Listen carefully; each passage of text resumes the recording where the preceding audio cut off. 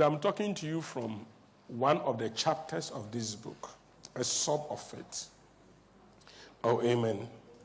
Chapter 13, page 251.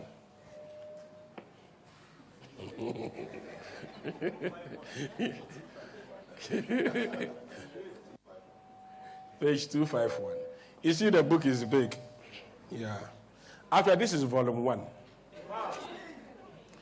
And hear me, this book has about 30% of most of the leaders' meeting I've been having from the time we started Bridge at Malam till now. So it contains everything. Today I want to talk to you on what I've titled, Be a Storehouse. And it's a subtitle in chapter 13. Be a storehouse. Let's pray. Father, we thank you that you have made us who we are today. Build us, make us complete in you. As your word comes, let your word make us complete. Let it complete a part of us which has never been. And let us fulfill your will. In Jesus' mighty name, amen. Now let's look at Genesis chapter 4. And some of the things I will teach are not yet in this book, but they are in the volume 2 coming. I'm piling them up somewhere. Now, a lot of us read the Bible and we speak about Cain and Abel. I don't know if you remember Cain and Abel. And I've had a lot of school of thought that Cain and Abel, good brothers as they were, his brother offered a sacrifice different from his other brother. In other words, Cain offered leaves and banana and plantain to God, whereas Abel sacrificed a lamb, which is an animal, which is true. But there's something deeper which people don't know, that if you do certain things for God, God earmarks you for success. Now, whenever God also earmarks you for success, people will hate you. You see, a sign that God has earmarked you for success is the world hating you. And those of you who came for the all night, I told you that when the Holy Spirit is on you, the people in the world don't understand you, and so they attack you. But unfortunately for us, when they attack us, we also allow them to keep doing it, instead of we knowing and understanding that they don't understand us. I hope you understand me. Do you know that there are some people in the world who are still wearing leaves and they are naked? And they don't want to mix up with society. They don't know mobile phone. They just don't want to mix up with society. And that's how they've chosen to live their world.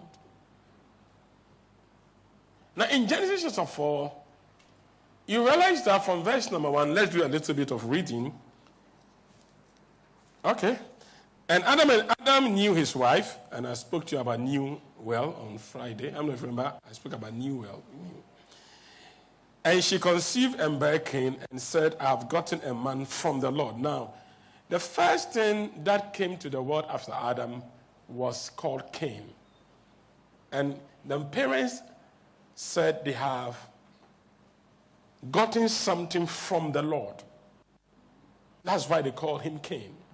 Listen to this thing carefully. Then she again bare his brother Abel, and Abel was a keeper of sheep, but Cain was a tiller of the ground. In the process of time, it came to pass that Cain brought of the fruit, not the word. He brought fruit of the ground as an what? Offering unto the Lord. What did Cain bring? Fruit of the ground. Now let me show you something I'm sure you've not seen before. And Abel also brought what? The firstlings. Now what happened was that Cain brought an offering. Abel brought first fruit. Give me New King James. Maybe they will change the firstling to first fruit. Okay. They all brought an offering.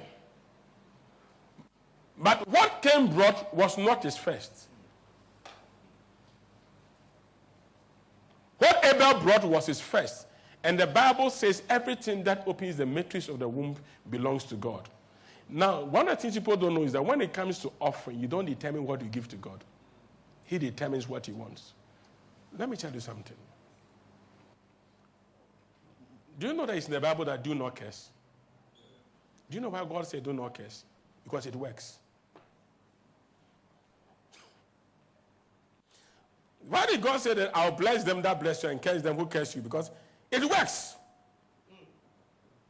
Move on deeper. You see people who go and, let me use the word, local language,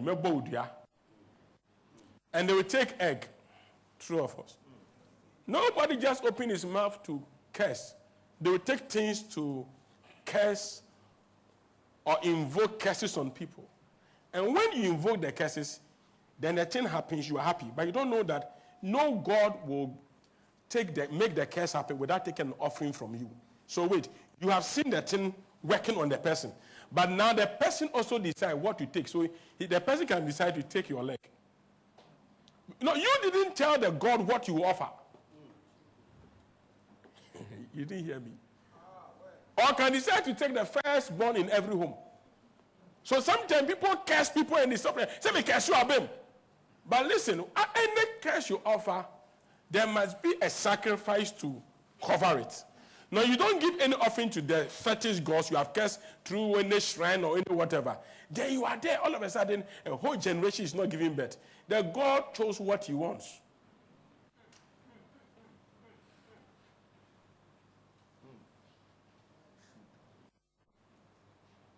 Pastor Daniel, that is true. The gods can make their family become weed smokers.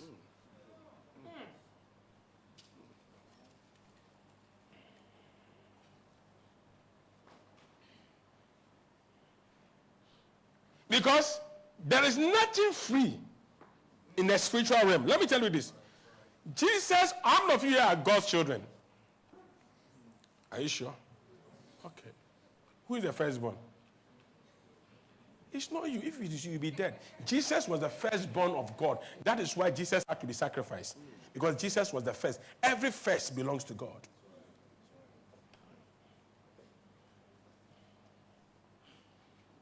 The real difference between Abel's offering and Cain's offering was whether it was second or first.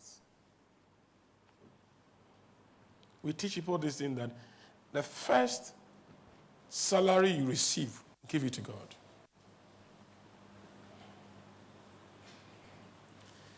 You are quite far. I sent a WhatsApp message. I said, when you tithe, is a moment of acknowledging God in your finances. People don't know that money is a God.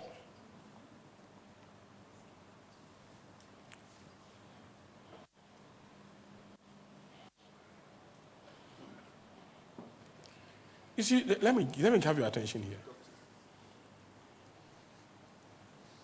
Do you know that this land here, where our church building is, years ago, I like your quietness, was a place for sacrifice. Do you see this water flowing here at the back here? You think it is small. It was very big. It was a big territory that the waters flashed out. So if you come to take a land in this area and you are not very spiritual, even if you rent, the gods can decide what they take. Because you have taken part of them. You can bring feeling to cover it.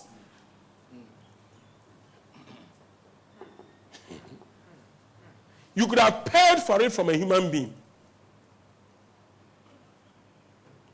But the gods take their sacrifice. And you see, when the gods are taking sacrifice, they don't tell you what they are taking. You only see it through the judgment that comes out. You see, when Cain and Abel offered the sacrifice to God, they all offered it, they were going, but Cain looked at his brother and realized that, bro, is succeeding. It's results. My neighbor is making it and I'm not making it. And instead Instead of you going to his brother and saying, "The brother, what did you do that day? We all brought offering. I saw you bringing your tithe. I also brought my tithe." God said, "No, your tithe was second hand." Do you know that it's difficult to give your first and your last out? If you don't understand me, remember, see how food is. When they have bought goat that they should kill, when they finish, the manhood of the goat was missing.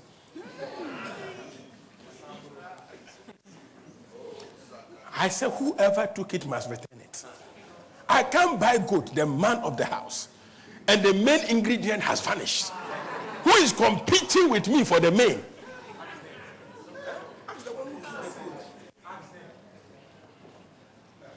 Why didn't you take the hand and then why is the person interested in the main thing?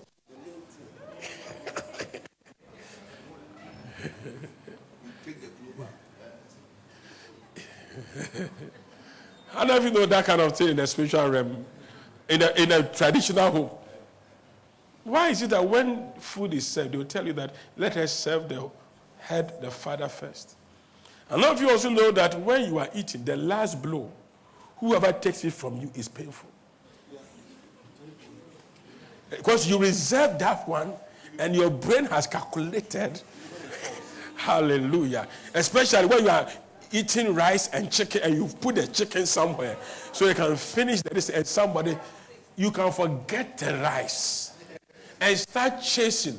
Now, make sure no devil chases you in 2020.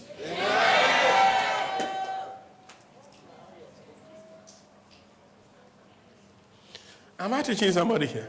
So it's so interesting that how can two people bring the same offering? Assuming they all brought 20 Ghana cedis to God. And this person is succeeding. And this person is not succeeding. The difference was simple. One gave his first fruits.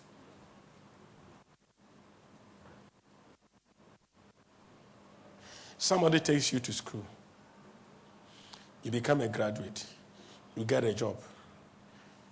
They pay you. You couldn't even go to the person and say that this is my first pay. Take it. You see, actually, I didn't have a phone. So I went to buy a phone. I needed cutest. So I bought cutest. I wanted hair. So I bought hair. I bought this. Forgetting that if not for the person taking you to school, wherever you got to today, you would not have gotten there. So if even you bring your second, your third, your fourth, it doesn't make much of a thing to the heart condition. You see, the second is not of a heart. The first is of a heart because you've not gotten this before. So if you've not gotten this before and you are giving, it is so painful. Oh, am I talking to somebody here? Oh, I'm not know what I'm talking about here. You see, I'm not know that when you have everything, you can give anything out. Yeah. So that's why God doesn't want everything. Because anybody can offer anything. You are very quiet. Oh. Now look at the word that God used to describe the offerings of the two. But look at, and the Lord had what? Respect. So does God respect offerings and does not respect offering? Look at the word respect. Some say respect. Can I have a message Bible today? I'm surprised because God respects what you bring. And if God respects, it means that God can disrespect what you are bringing. Let's read. Let's read from verse 3 from this, please. Time passed, Cain brought an offering. What did he bring? What did Cain bring? To God from the produce of his farm. Let's look at Abel. Abel also brought an offering, but it was specific. It wasn't just an offering. It was the first-born animals of his head. Choice cast of me. God liked Abel's offering. Now let's look at the word. Look at something that says respect. I didn't hear you. Respect. Have you had birthday gifts or gifts from people? That's some people's gift. When you got it, you put it somewhere and someone is still holding it. Looking at it, it's on your bed. It's in your hall. Somebody is touching it. Don't touch it. Why is it that this offering you are treasuring it than other offerings? Or this gift you are treasuring it out of other gifts? Because there are things people give and you value, and things people give you don't. But the word respect simply means that God valued what Abel brought than what Cain brought. Now, when Cain saw that his brother was succeeding, they became envious, angry, and decided to kill him. Now, unfortunately, a lot of us are allowing those who don't give to God to kill us.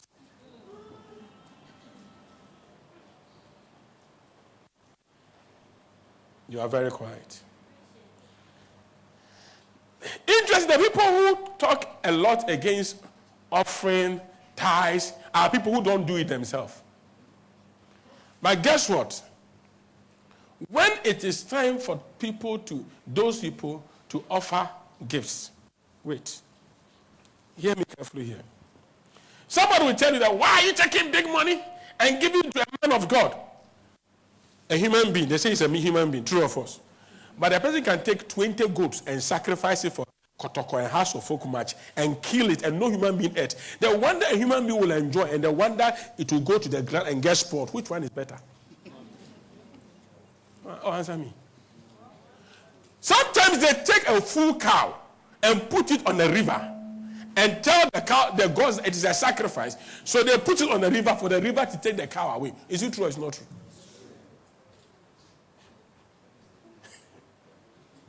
Oh, you don't understand what I'm saying. They dig grounds and they kill human beings and they bury them. I know a politician who went through a lot of things, and before he went through it, a year or two, I said, I've seen that they've killed a virgin because of you. They just want to destroy you, so they've killed a virgin. And when we prayed, I said, no, they've gone ahead to kill another virgin. They buried the other virgin live because they wanted to destroy one person.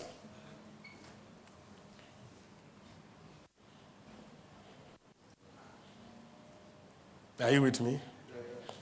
And yet, we allow these people who don't even understand what we do, what we get, what we receive, to tell us what we should do and what we should not do. A lot of Cain still exists. But why should an Abel be able to live and preserve what he needs to do? I don't expect, listen, I believe somehow, some way that Abel offered a sacrifice, but Abel was not so smart. May you be very smart. Amen. I didn't hear you. May you be very smart. Amen. Look at somebody say, I won't allow Cain to kill me. Like I tell people that Naboth was very stupid. When the king asked for your land, you should have been wise enough to know that the wife of the king is Jezebel. They will come for you.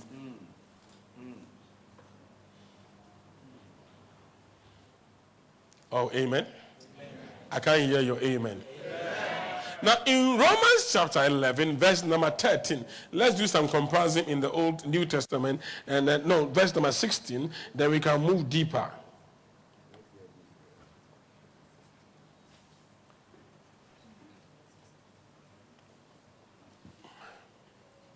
To God, if the first is holy, the whole thing becomes holy. And if the root is holy, so are the branches. Today, I didn't come here to make you smile. I want to move you from the area of hand to mouth to an area of walking in abundance.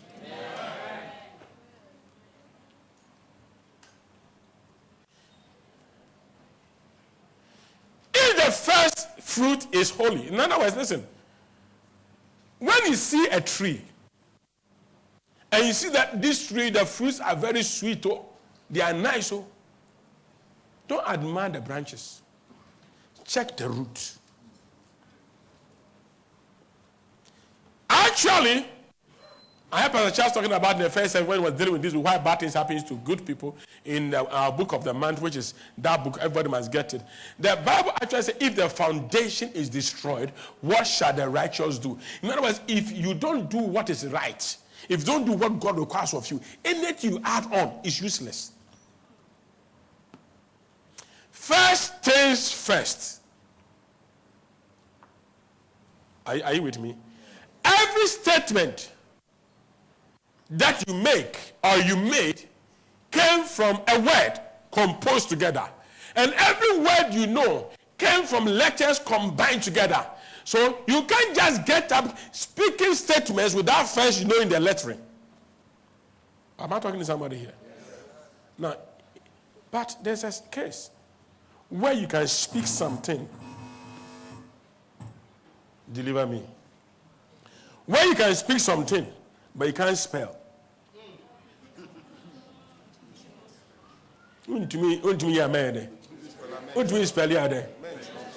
Somebody can speak very good English, because he has been hearing people speak.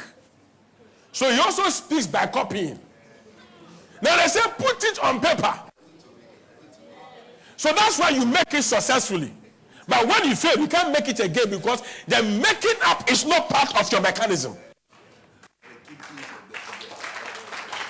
You are there, somebody came, take $20,000. But if they tell you, can you make $20,000? No.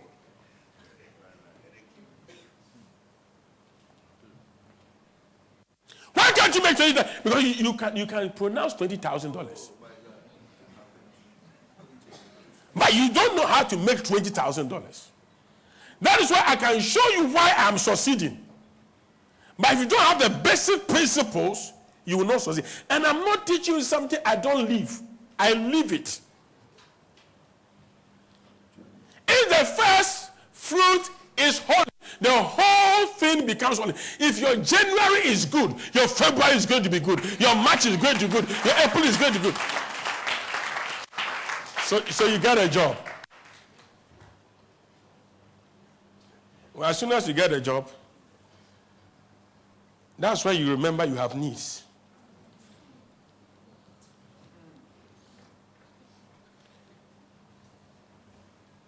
Is it true or is it not true? And money has a voice. Read Matthew chapter 6. He said you cannot serve God and mammon. And mammon is the god of money. Look, anybody who doesn't know how to control the voice of money will always be poor. Money is a god, but that god must be under the control of a Christian. Hey, don't sleep on me, young man. This is church. Let me tell you this. If you've never gotten money before, you never know that money knows how to talk.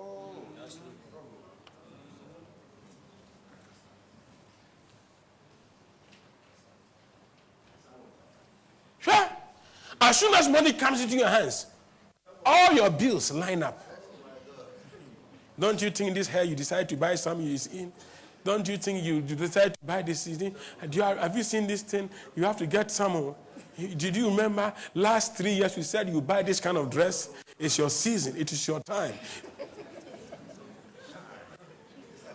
How many of you here has money spoken to you before? If money has not spoken to you before, you are not on your way to making it. Money only speaks to people who are alive in.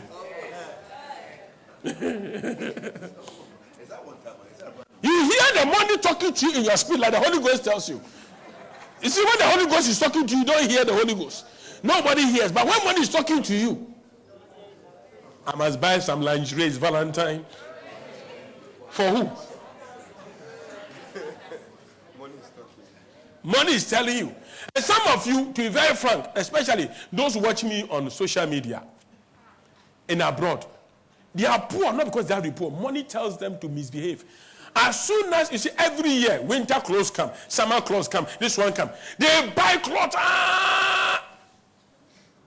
Every funeral, they must buy clothes. Oh, it's true. I'm not lying to you. If you open their wardrobe, especially the women, it's full of clothes that they can't wear. They see this shoe they want. They will buy 5. They will tell you that it must blend. Color blue, color green, color this, color that, color that. When they buy all, now when they don't have money, they can't even sell those shoes back. And by the time they are ready to wear the shoe has expired. There's a new one in the market. So they have to. Money is a dictator of destiny.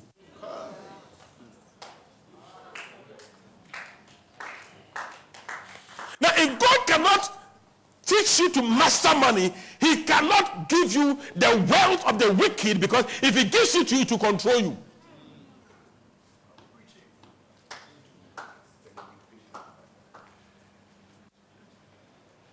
Money controls Adolf Hitler. As soon as we got ready to build this our building, that's why people were bringing me Mercedes Benz to buy. 4x4. I said, I don't need to. Somebody told, man of God, you see, the Lord is speaking to me. You're a good man. I can give you to just pay like 10%. The rest I can spread it for you for 2 years. And it's a good one. It's a good idea. Then I had a still small voice. You have a car to drive. What's your problem? You see, people must know that I am doing very well. As if building a church building is not doing very well. You see, you want outside gentility, home cry. We want people to be impressed with our life when inside we have nothing. What kind of perfume do you use? That you mentioned this. So I say, hey, master, the most important is that my body doesn't smell. Actually, if I don't tell you what I use, you don't know. Then they start mentioning, I use this brand, I use that brand. Master, it be brand you go chop. Look at somebody, I am a brand. I am a brand. When they ask you the brand and the brand is too local, tell them it's my new brand. Do you like some? Don't get it twisted. I'm a brand. Come on, that's right. Years ago, look at me here. If you were a slave, they take pot, they put it on your hair, and they shave all here, shabarangs. And here, then your hair is on. Somebody saw it on TV, said this one is nice. Did some, it became fashion. The one who did it was in captivity. Do you see the shorts we wear showing here, Otofista? It was because their legs were in chain. So he pulls their trousers down. It's a sign that you were under a slave master. But somebody sees it, so I like it.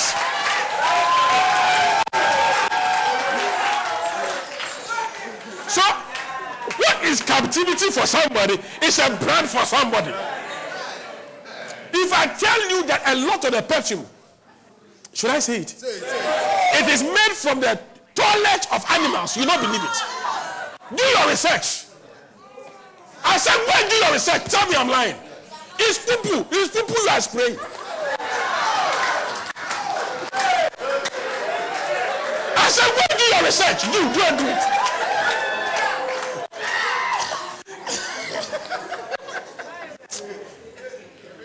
I've preached this in before.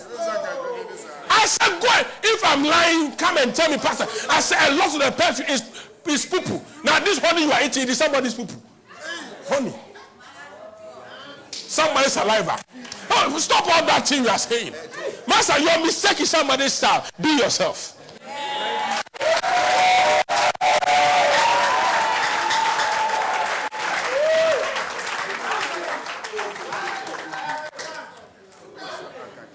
Master, you are not poor. You are pleasing human beings. That's why you are poor. You can't please God, but you are pleasing your friends. You are pleasing your neighbors. Let me tell you this. Have you seen the typical Nigerians who are rich? I've forgotten the tribe they are from. Is it Igbo? Which people are very rich?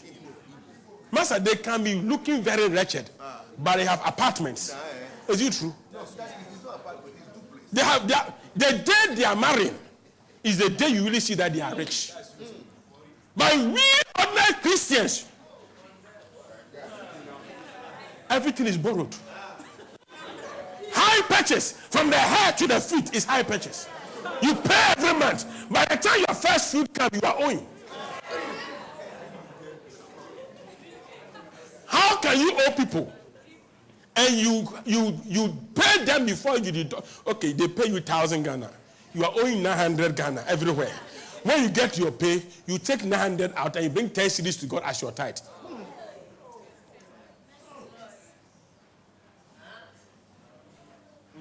I think I'm not preaching well. And they tell you that the men of God are thieves. The men of God, listen, hear me carefully here.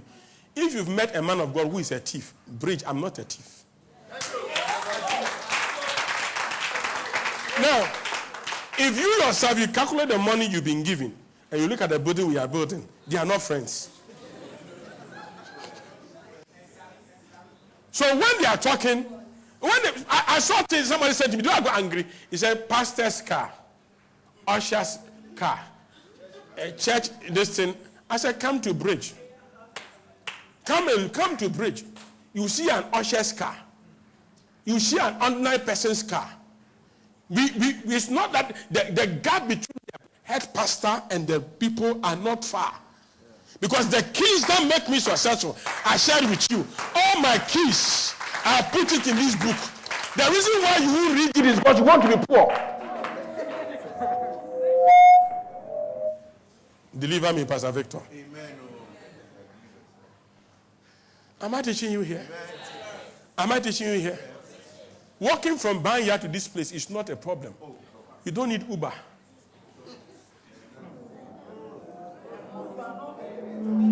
Oh, what is this? Actually, hear me. Actually, there will come a time when God blesses you with enough car, you will have a problem of walking. Walking will become an exercise. So once you don't have the time to walk, do your walking. Now.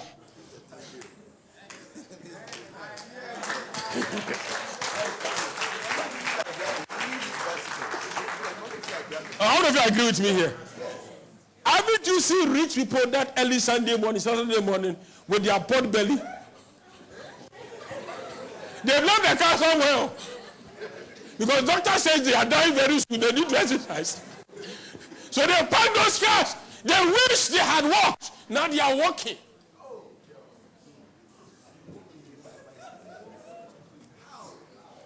A lot of the things we buy, we don't need. I think I'm not speaking the truth. You see, when we are poor, then we say, I've changed. As soon as money comes. Listen, if money is your God, you cannot be the storehouse of God.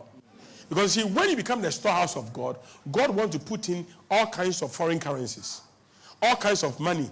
And he wants to be able to tell you, give this to this, give that to that, give that to this. But if you are so extravagant, God might not be able to give you a storehouse to keep because you end up wasting it. I have a daughter. Years ago, somebody came to me and said, she wants to help us set up a shop. I said, what kind of shop? He said, provision shop. I said, don't give it. Then I called a lady myself and said, I've spoiled your doll, but it's good for you. She said, Daddy, why? I said, if they put in provisions, you will dash everybody, including me. You will dash every day when you are coming, you will carry Cerelac, Nido, Milo. Oh, Daddy. At the end of the day, you will go poor. So at least if they give you cement, I don't need cement then.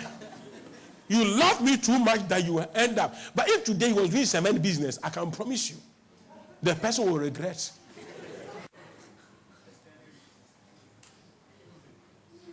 Am I teaching you?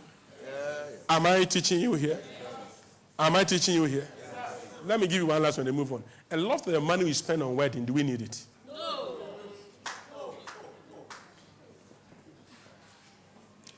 You can do wedding. You pay everybody. The priest that's to bless you. Lord, all the demons, let this man stay. That pastor, God bless you. 50 Ghana in an envelope. 50 Ghana. A cake price 2,500. Cake. You see the values? Your shoe and your best man's shoe. Braids, made of honor shoe. Dress together. 50,000 Ghana. You look at the man of God who is blessing, and you tell them, oh, pay something small for the auditorium. Oh, my church, they are charging me, my church. Church. So church is asking me that okay, but hear me, your cake is 2,500.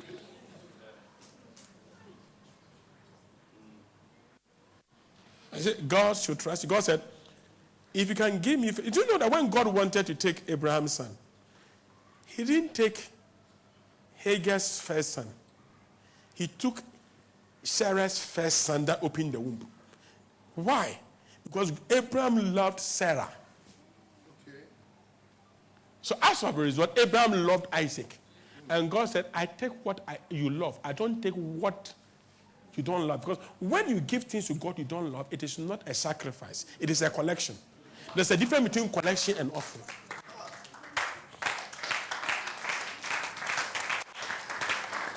First Corinthians chapter 16. Collection is a free will. You decide to bring it every Sunday. Till date, those who don't understand church say, I suffer now collection. No? Most churches don't collect collection again. The place that they collect collection a lot is the Orthodox churches. First Corinthians, let's read. Concerning the collection. Collection is different. Collection for the saints. Collection is different from offering. Offering is a requirement. Collection is you decide.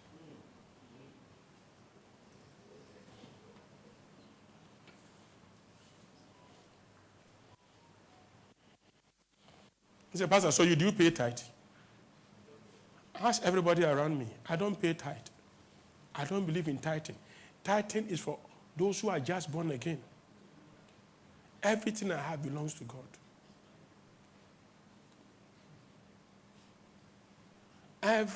That's how our building can move very fast. Twice I had to pick a plane to US. Twice I refused because the Lord said, cement. Iron rods. Now I think if I was paying just 10%, I won't enjoy my life.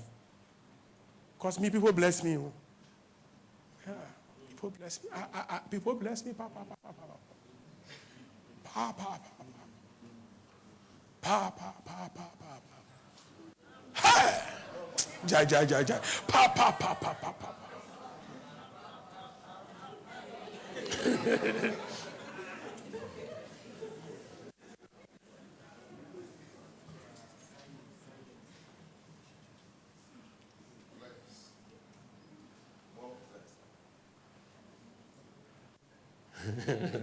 Somebody came to my office and he brought his offering. His tithe, actually. When he brought a tithe, it was so big. Then when he was leaving, he said, man of God, I feel in my spirit you need money. I said, oh, I don't really need money. I don't need money. But I needed money. There was a lot of bill to be paid on the building. So when he left, then he communed with Pastor David and he found out that there was a big bill. He sent the money into my account and said, Daddy, why didn't you tell me? I said, all that is required of you is your tithe. My burden is not your burden. My burden is his burden. Is the problem with us is that we put everybody in the same box. That is why I don't like bishop. I don't like archbishop. Reverend Kwame, come on, friend Francis. But you see, when you put somebody, you call somebody a pastor, a bishop, you put the person in a box. And you expect the person to behave in a particular way. Me, I want to be a movie actor. I want to be a musician. Thank you. If I'm doing movie, I want to be a wicked man. I want to be the opposite of me. Weird man. I hope you understand me. Wicked, terrible, terrible.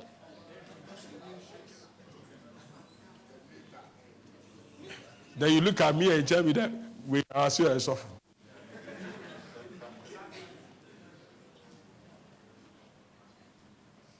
Oh, hello? Are you here or you are not here? So Cain brought his first fruit. Some say first fruit. I didn't hear you. I didn't hear you.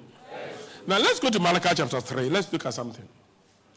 Now people say that tithe is for the Old Testament. I've never heard that thing before.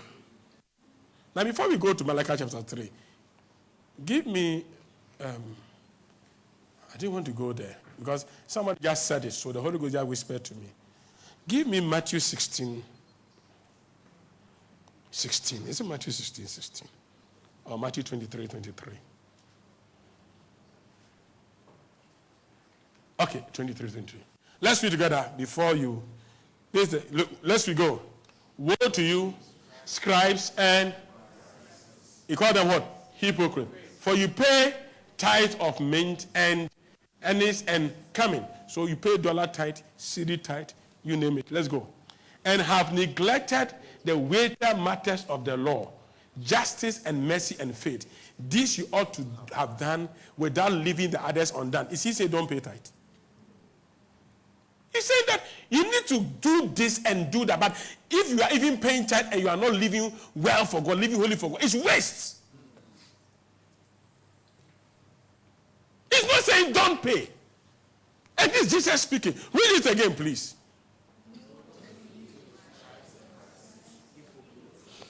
For you pay tithe of mint and anise and cumin, and have neglected the weightier matters of the law, justice and mercy and faith.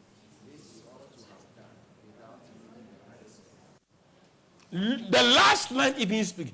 This you ought to have done without leaving the others undone. It means that all must be done. So they said Jesus came and condemned tithe. I wonder if they went to school to read English. I don't know. Maybe let's look at another version. Okay. Read. False sorrow awaits you, teachers of religious laws, and you Pharisees, hypocrites. For you are careful to tithe even the tiniest income from your herb gardens, but ignore the more important aspects of the law, justice, mercy, and faith. You should tithe, yes, but do not neglect the more important things. This is Jesus speaking.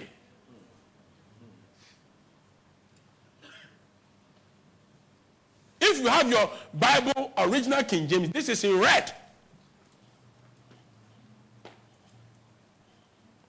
Why are they speaking against it? Because Malachi chapter 3, God said, if you don't bring the tithe, you don't honor me. And he said, bring ye the tithe and offering. Let's read. And I want to show you something. I want to go to the book. Malachi chapter 3. Give me from verse 9, please. You are cursed with a curse, for you have robbed me, even this whole nation. Now hear me. Someone say rob. Now, let me say this, and let me clear this area. If you don't pay tithe, does God curse you? No. God hasn't cursed you, but you give room for yourself to be cursed.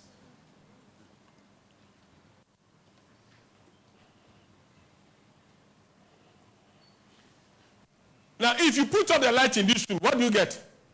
You are not cursed, you are in darkness.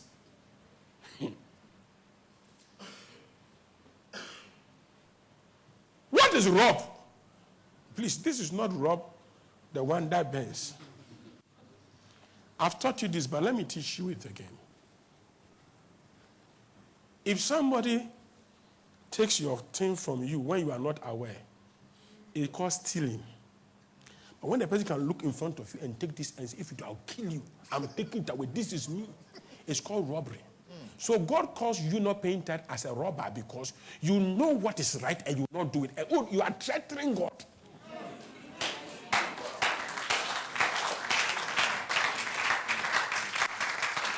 You are daring him.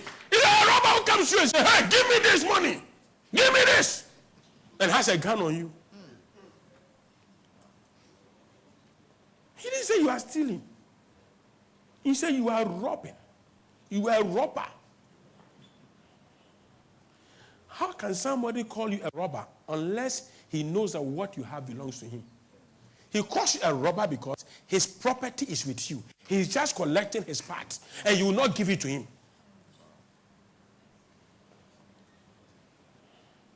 Some say it's in this book. Yes, it's in this book. This is like a manual for bridge. Everything I believe is in this book.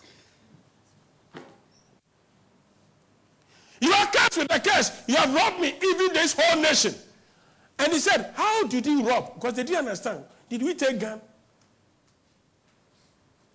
People don't need gun to rob God. When you can see a mega project going on and you don't pay tithe, you are more than an armed robber. And yet, you will do wedding inside. You will do engagement inside. Some people have already planned, but when it gets to their wedding, the money they will get for the wedding, it will shock you. Somebody entered bridge the first time, said, "Hand me wedding."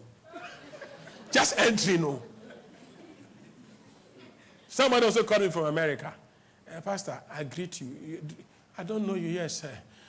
I hear you are building your old place. When you are leaving, can you give me the owner's number so that I can call and use the place?" I said, "I'll give you the owner." I said, "Take the number." Then I gave my number. I said, "That is your number." I said, "That's the owner."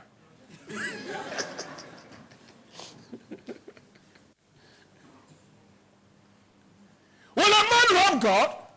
Yet you say, "Yet have I robbed me?" But you say, "In what way have we robbed you?" He said, "In tithe and in..." No, there's a difference between tithe and offering. Tithe is your deposit. Offering is your withdrawal. You put $100,000 in an account. When you are withdrawing, you don't withdraw all. You sign a check. So any offering you are giving, you are withdrawing. So if you pay even your tithe and you say, "May try me tithe into my offering," your money is still in the account.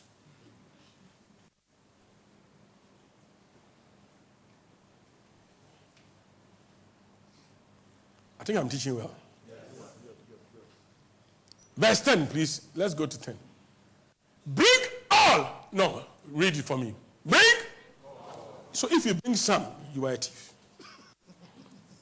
Not some sitting here. Bring. Why do you say all? Because there are different types of tithes. Gift tithe.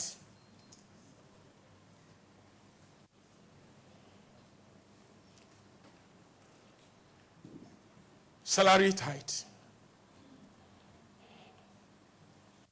Name some.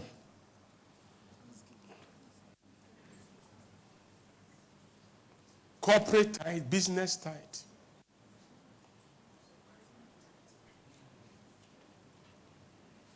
Bring all the tithes unto the storehouse. Wait, to that there may be what? Food in my house. And try me. You see, the only thing God says, try me. The whole Bible. Someone says, submission. No, God is telling you, try me. He's ordering you, try me this way. Know why you say try me, you won't do it. It's something that if he tells you, you won't do it. Oh, try me, I'll buy you a house. You can go and stake lotto. And you believe. I went to buy fuel. When I finished, they stopped me. And they said, "Man of God, you've been buying. This is this thing. You just scratch and then you put the number." I said, "That thing, I've tried it. I doesn't." Most of when I get it, I'll come and say, "Kaya, do it for me." We try. I said, "I won't waste my time or even scratch." But people have confidence. One day I went to the filling station, somebody bought fuel. They say it's finished. Say, "Hey, get it for me." Know why I left this place and came here? You see, you believe in chance than believing in God.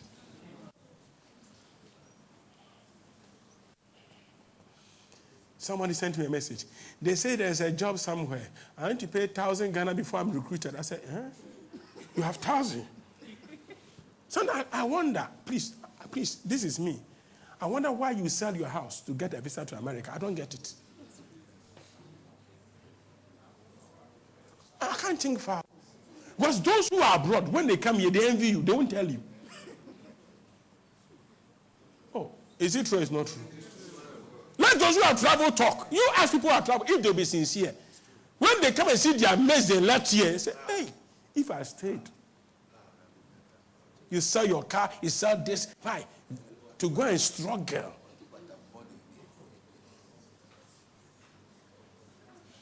I told you, I have a son. All his family have moved abroad. She's the only one here married. Recently, they've gone to buy a shop in America. To send goods from Ghana to sell in America. What are you telling me? Now I look at her, the last time she came to me, "Dad, I'm going to America." I said, "Now you thank God they didn't give you some of the best." I said, "Yes, Daddy." Because sometimes you wonder. I'm not saying don't travel. Some of you, no matter what you do, also if you don't travel, you make it.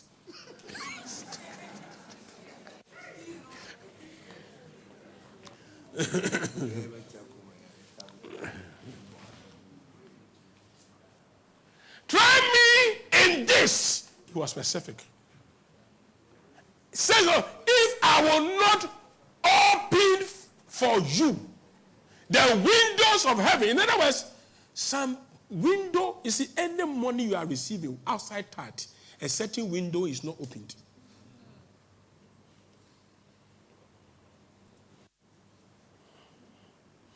Master, there are keys, there are windows in heaven, and there are doors in heaven. I keep telling people, listen, oh God, the world, they chop money. Christians, you don't chop money. There are so many keys we use to make money. And I've taught you some of it. Let's go on. If I'll not open for you the windows of heaven and pour out for you such a blessing that there will not be room enough to receive it. Master, if you are here and your money is in your pocket, you are poor. And a line, there will be room. You see, if you say there will not be room enough, what God simply wants to say that he wants to open an account for you that if you even put it in your bedroom, some will still be outside.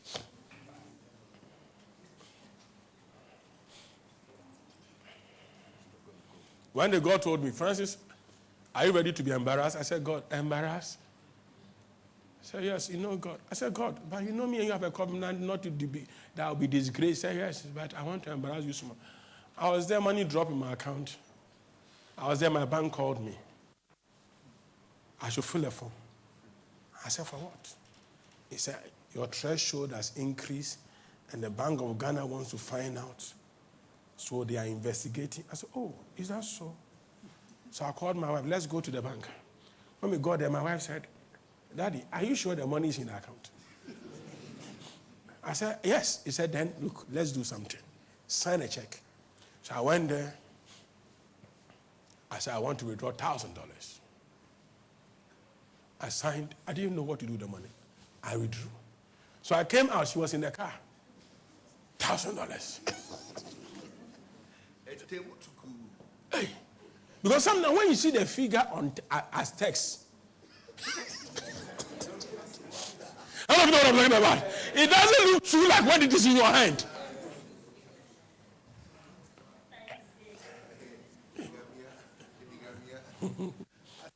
How many of you know what I'm talking about? You see a text message. This money is in your account. It's not true. I remember a man of God that I went to his church to minister, and he was blessed with some big money after. And somebody blessed him. Those days, 110? 110,000 Ghana cedis. And those days, our money, if you have to carry 110,000 Ghana, can you just imagine? Even now, Christ is not easy.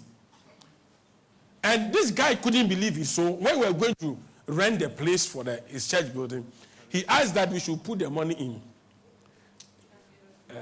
raffia bag. You know, Ghana must go. And we packed it like 7 or something. And when the day we went to the place to go and pay, the man, as soon as the man saw money come out, I said, please, I don't want to have you. I don't want to take your money back.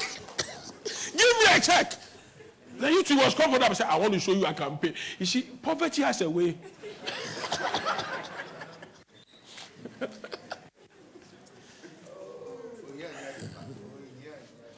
Poverty has a way of embarrassing you. Am I teaching somebody here? He just wanted the man to know he has money because he believed if he signs a check, the man will not feel him. The man must feel him. Such money, when will you finish counting?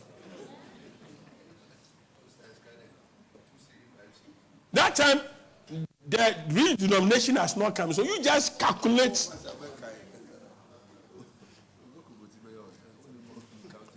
Now, let me tell you this. The reason why I have people in this church who came to Bridge and their first tithe was less than 1 Ghana cedis.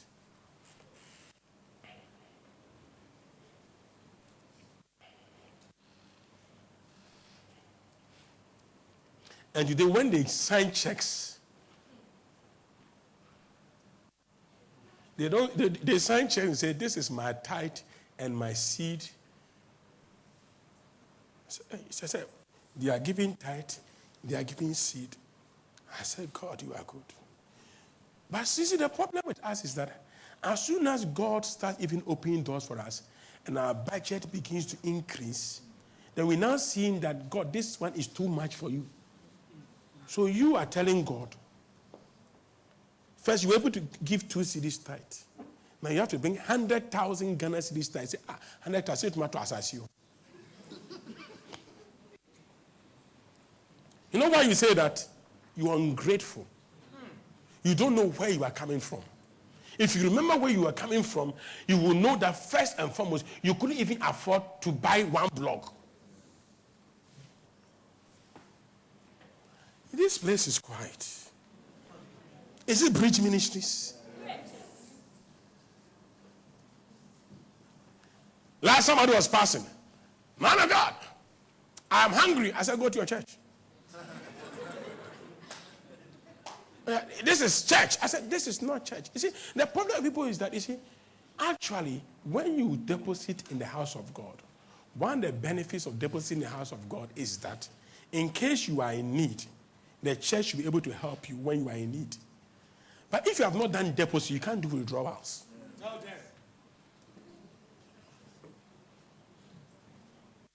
Anybody who wants to do withdrawals is a thief. I was it's in the book. You can't eat at Papaya and pay at bus stop. Say, "Your food is nice, but I don't like the manager's face. And I want this restaurant to be better. They also need help." So they are going to take it. And there's another thing they say. And hear me carefully. They say, "The one I will use tithes, I will give it to the poor." You are sick. John chapter 12.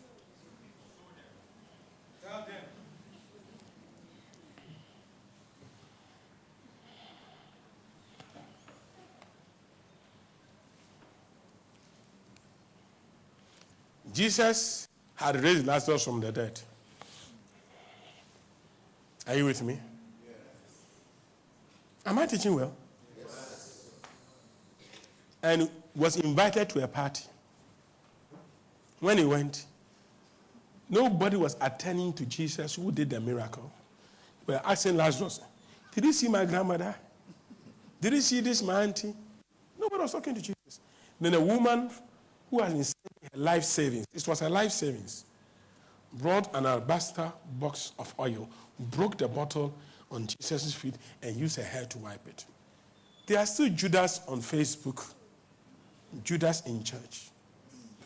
And woe unto you if your friend is Judas. You will never be a tither. One day I said I will teach you the ministry of Judas. The ministry of Judas. Just like we have the ministry of Peter, there's a ministry of Judas. His duty in church is say, all these things to the church.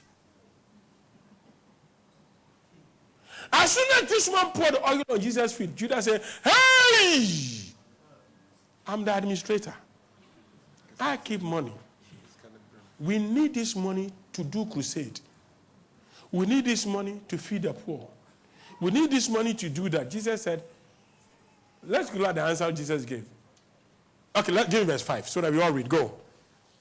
"Why was this fragrant oil not sold for 300 denarii and given to the poor?"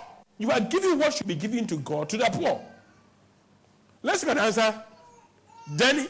But Jesus said, "Let her alone.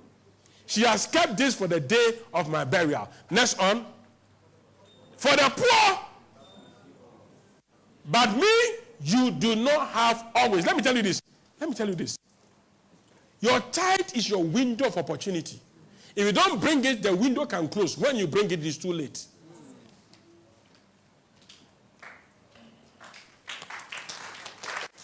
Let me tell you this. How many of you know that windows don't always open?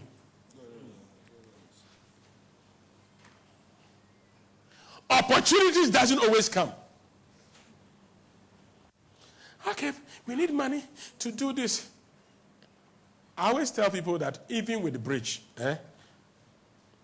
if people decided to be faithful with tithe and offering, we never raise money in church. Do I worry you with money here? You've been to places, you know how they collect money. And to be very frank with you, me, I know how to collect money. I knew how to collect money before I became born again.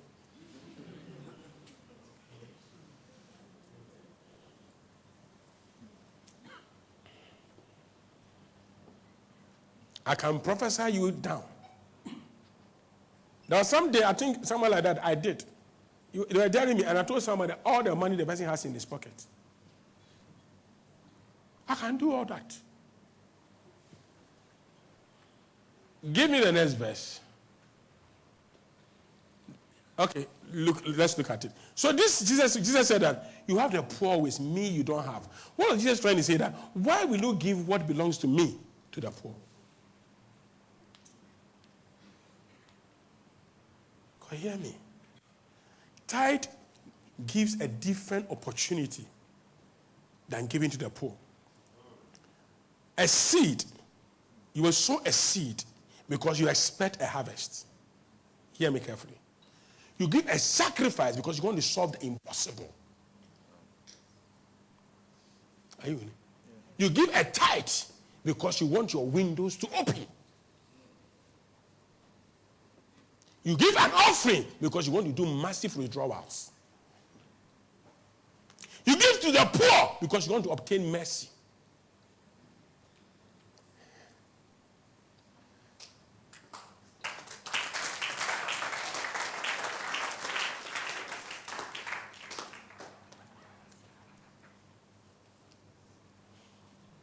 Let me tell you something. Most of you don't know.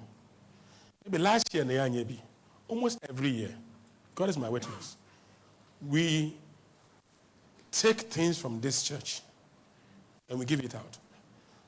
One of the protocol head came to me and said, "Where are our old chairs?" I said, "Which one of them?" He said, "We are going to rent chairs for 31st. We had old chairs." I said, "Oh, we don't need it." A church started and they didn't have chairs. We giving them. Said, "All the 100 and something." I said, "Yes, all." Because years ago, I told God that I want Bridge to be a storehouse. One day we were there, we had a church. Thieves went to steal their instrument by night. Sunday morning, they couldn't do church. We gave them instrument use. Because we have in abundance. This our system we have here. We have more stores. We have more than enough. Actually, if you go to the back, some of them are not being used because we bought it for excessive crusade. I heard a church has been closed down because they say they make noise. And whilst the thing was being in court, the pastor came to me. We gave them money. You remember, to do a tent, gave them instrument whilst they wait to solve it. Because see, when you make yourself a storehouse, what God happens is that you must always make sure that there's enough in the room to give to others.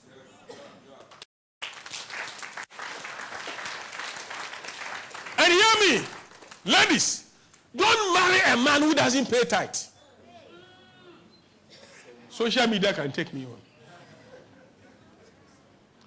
If a man doesn't recognize God as his source of finance, when this man breaks through, he will never say you have been of help.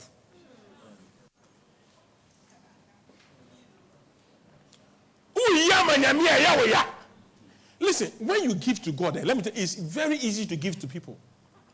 Anybody who gives to God finds it easy to give to people.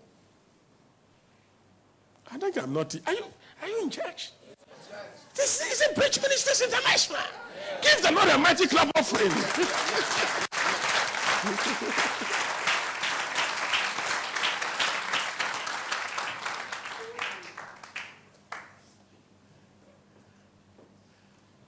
Oh, amen? Amen.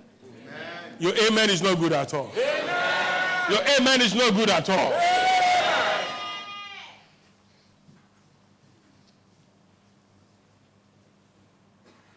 So why always look at the poor? The one I'll give to God, I'll give to the poor and the ordinary. And they are giving to poor. Do you know that a research came out and it came out to find out that unbelievers give than Christians. Yeah. Why is it so? Because we have been made to believe that giving is not good. Why? So that we stop our own opportunities. Anything that a church will do to make us progress, the world finds it. We were speaking in tongues, they fought it. How many of you remember? Yeah. Just 10 years, is it 10 or 20 years ago? 20 years ago, we went to just a breed here to do a crusade. Whilst we were doing the crusade, I was speaking in tongues. The pastor in a denomination told them not to come to our church. Now that church, they speak in tongues. It's an Orthodox church. They said, he said, anytime I'm speaking in tongues, I'm invoking the demons to come and work. Today, that church in Ebri, I don't want to mention the denomination here, is the main church in Ebri. If you speak in tongues than them, they will crucify you.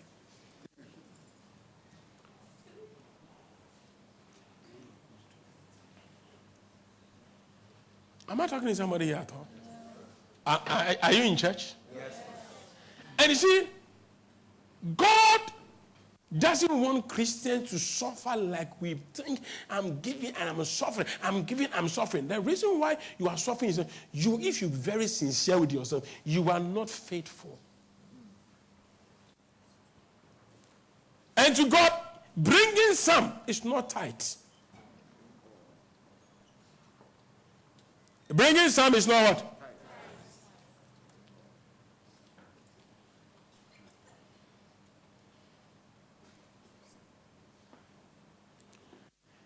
Look at them and say, when was the last time you were a robber?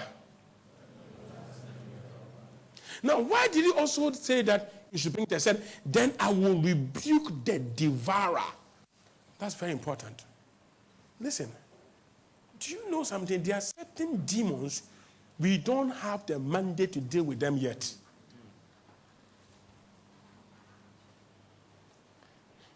He didn't say the prophet will deal with it for you. He said, he the Lord. Do you know in the book of Jude, when Satan Satan came to fight for the body of Moses, the angel couldn't fight it. He said, the Lord will rebuke you. There are certain battles that you cannot see. Who is a devourer? Look at who is a devourer. Now there are about 18 devourers. But in this book, I gave you only 3. Number 1.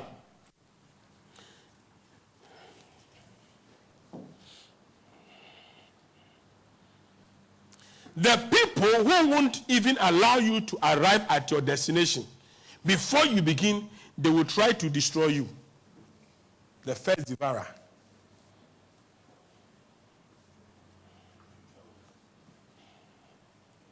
It's in the book of Zechariah. He said, nobody did lift up his head. If they see that your head is coming, fire, they bring you down. The first devourer you meet, nobody in the family must build a house.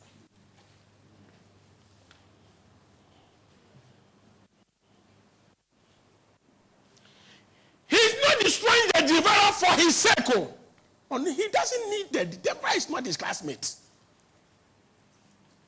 There are some families, nobody must buy a brand new car. The best car you must buy is fourth hand. If a white man has used it, you can't buy.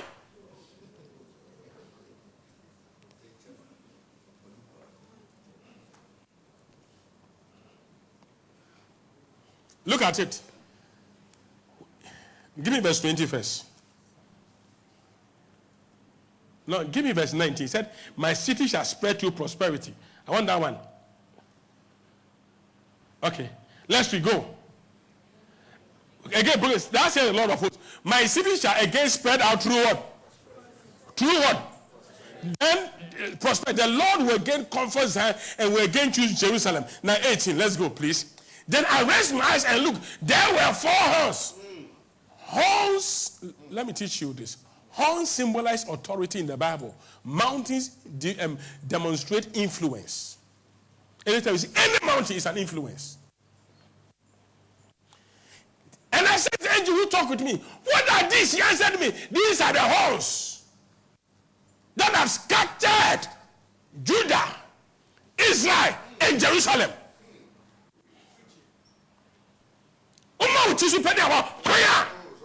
The best you can afford is 100 Ghana in.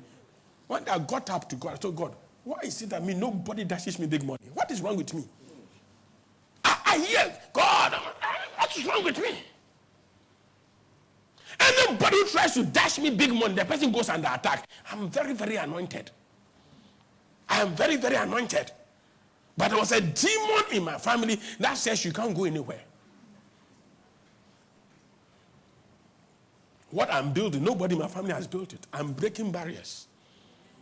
You know something? And for you to break certain barriers, you must put down a sacrifice. You don't need even a tithe. A tithe is too small.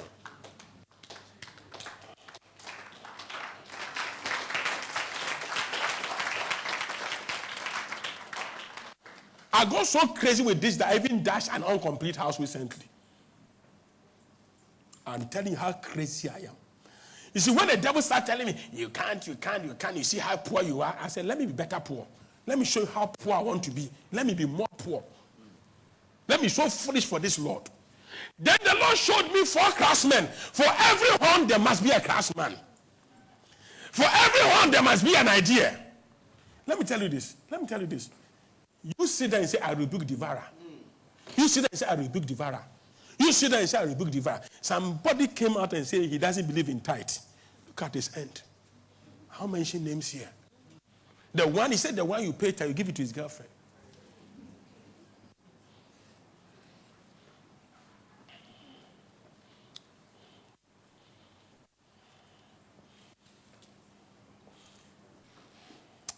I don't want to say some things. I don't want to say. Some of them are too personal. And then they will say that I trusted you, God, it didn't work. You send a check that God, if you break me through, I'm owing you tithe, I'll pay it. The check is there. When you break through, you use the money for that. They say, God, when I break through again, I will remember you.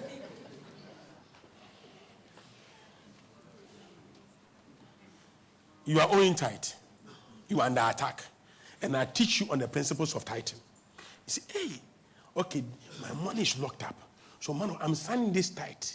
If God releases it, I'll pay this tithe in advance. Oh, 2-3 months, God releases the major money. About $20-something million. The person say it's a better business. Goes to put all the money inside. And say, Pastor, you see, when it breaks through, then I'll bring that one, the title, and everything. Now everything is locked up again. The person is still under attack and say, man of God, what can you do again? You see, the thing is that it is not a man of God who rebukes the devourer. He said, I, the Lord, I will rebuke the devourer. Actually, you don't have a contract with a man of God after your tithe. Your contract is with the Lord.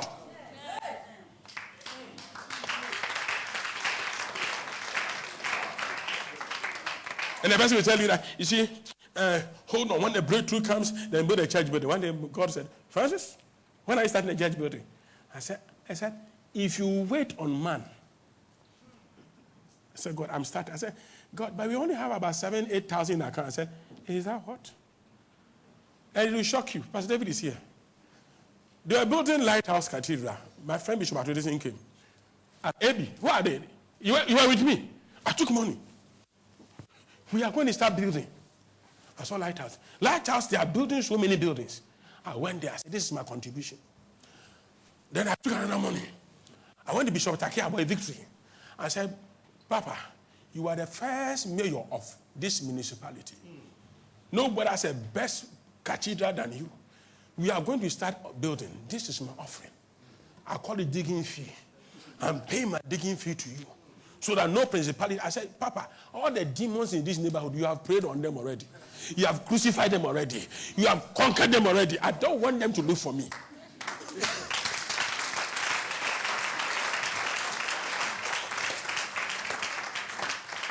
You'll be there and chop alone.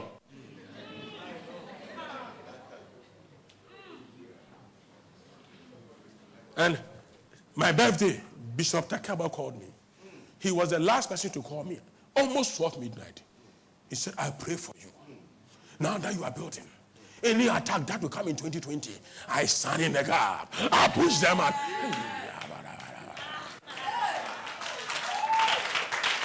Bishop Dominicalote called me. He said, come and let's have lunch. I go there. I carry money. We didn't have money. And I'll not lie to you. I'll give him a tithe. I'll give him an offering. Not a tithe, an offering. He said, why have you got to? We are going to start. This man sent me a message. My son, if you need money, let me know. To God be the glory. I've not asked him for one CD ever. I don't need people's money. The blessings of the Lord makes a man rich.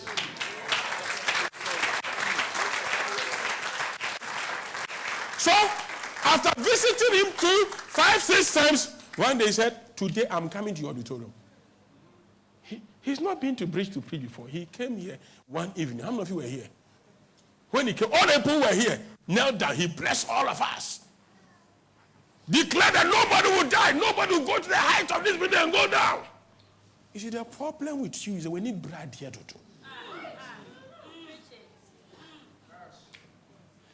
do. So every time we have money to work, because we know where we have put our resources. Let me tell you this, if you want to be rich, invest in the rich. Because they have broken certain barrier. If you invest in the poor, you will receive mercy. Poor people cannot give you anything in return.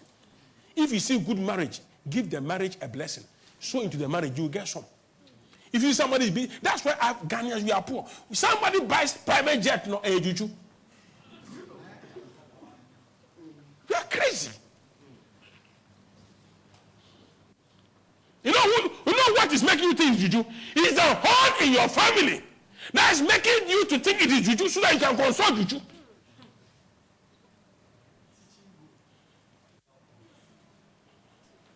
The horns. There's a horn that says you never marry. If you marry, look, there are some people, as soon as you marry them, your whole life comes to an end. Because the horn. Oh, okay. Are you sleeping here? Look, some people, their family, they must never drive a car. You marry the person. The day you decide to buy the person a car, that's the end of your life. Because you are trying to break a tradition, which the spirit says you don't. And God said, I will rebuke the devourer. Only 10%. What time do you like? If you even kill a cow or a goat, there's a small part of it. You must throw it away. If you add it to the whole meat, you can't eat anything again.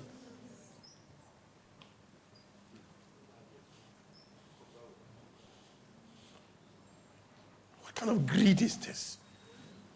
And said, look at the men of God. They are dressing very well. They look so good. So we should look so poor. Unfortunately, people were insulting us. They've never even bought a nail for anybody before.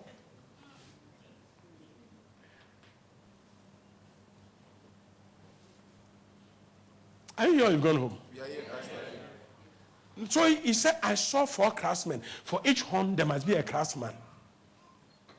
Can we go there? What are these coming to do? He said, these are the horns that what? Scattered what? Judah. So that no one could lift up his head. You want $1 million. You want $25 million contract. Let me show you something. Can I have people to surround me? Strong people. the last time I push people away, so you ask, oh, okay, I won't push you this time. The Lord will speak for you to move. Oh, nobody wants to volunteer. I need one in front. Yeah, surround me. Oh, Debbie. Be so close. So make sure I don't go anywhere. Oh, surround me. Okay. I want to buy a car. Okay, you car will not. I want a job at the airport. Okay, I want to join the military. So the Lord says, I'll rebuke the devourer. So the Lord says, move. So they move out, give me space. I'm now free. Everything is going on well. And now I feel I've arrived. So now I go again. It is only space that was created. They are not out. Listen. Demons don't die. Yeah. Witches die. The human being will die. But the spirit stays forever. If you stop the principles, they come back. You made me escape. You are not good ones.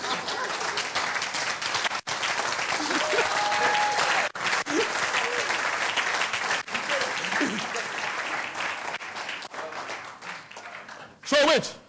You come to church. We cast out the spirit. Inside here, he's gone. He's waiting for you in the house.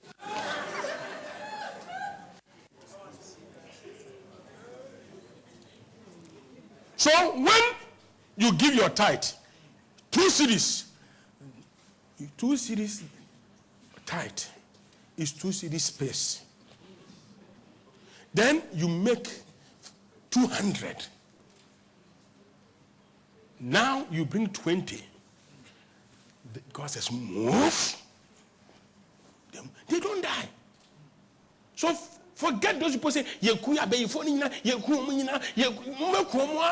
if you wanted to kill all evil spirits, since the day Jesus came 2,000 years till now, all the men of God will sound with me.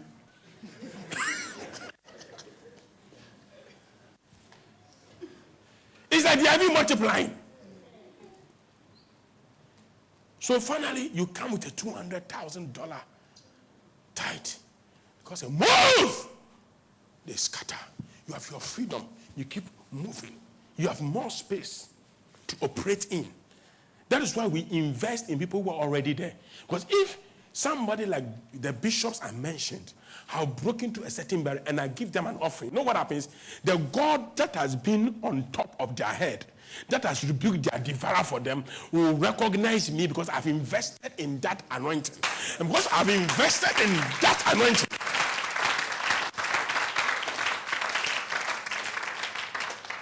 I begin to have some leverage, some speed. Then one day, one of them will do something and I'll get angry. And I will insult them.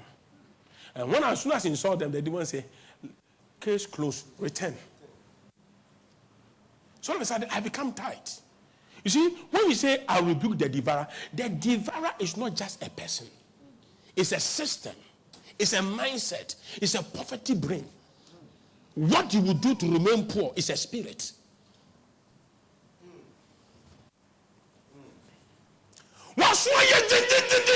It's a spirit.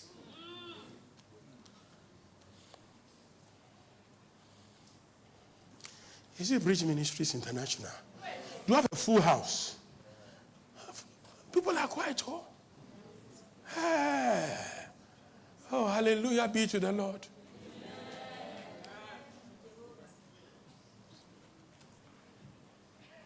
Listen. You want to lift your head up. We are in a family man. Who in your family has the reach where you want to go? And you think you can go with your eye like that?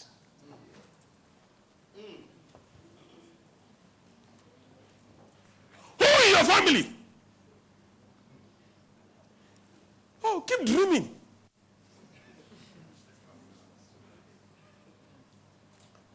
But see, the people in America, they succeed even though they have demons. The difference in America and Ghana is that they have a system. There are some countries, if even you give birth, 9 months you don't go to work, they pay you, but not in Ghana.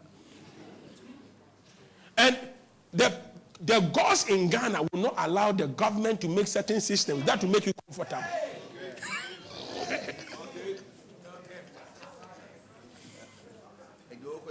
That is why you can also get a visa to that country. Because if you get to that country, you will enjoy that benefit.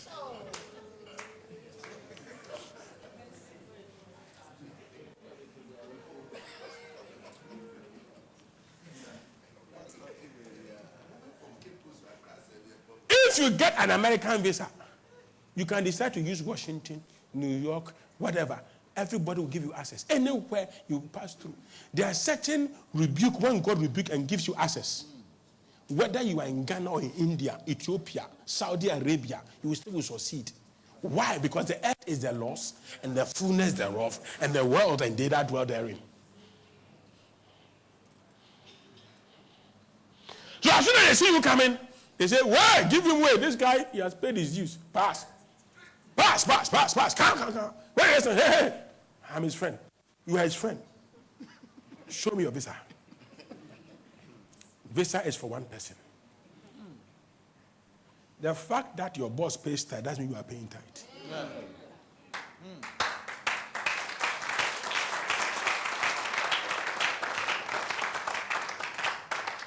So you go. Have you not entered a place before? Pastor David is here. We've gone to presidential places where we are going. We go to the place. In none of here, you should stay here. Me, I go in. Levels have changed. Because the kind of prayer we pray, God has called all of us. But my calling is higher than his calling. Am I talking to somebody here? Am I talking to somebody here? Now anoint yourself. Anoint yourself. Any horn that has decided that this 2020, you will not lift your head up, may the Lord rebuke that horn. Hey, is that what you can say? Horn. The city shall spread. You see, let me tell you this. You know why Christians are not spreading? We are poor. The God of Mammon doesn't release money. Lesbianism and gayism has money. Islam has money. And there's a God that makes Christians waste. Is it true or is it not true? Christians waste than any other organization in the world. I'll repeat it. Christians, we waste. And a lot of the thing we waste is not on human beings to bring more income. Or is it true or is not true? Or is it true or is not true? If you go to even Dubai, when is their celebration? One rich man can come and say, anybody in this shop, anything you want, take. Whilst I'm standing here, anything you want, take. If you want 20 TVs, take. Anything you want, take. When they finish, he goes, signs a check, pays, he goes. Ghana here, let one person even decide to go to Accra Mall and say anything you want, take. The following day, government of Ghana will come to the person and say there is something wrong with you. So you will not even do, because the system in itself, Ghana itself needs a rebuker of devourer. A devourer.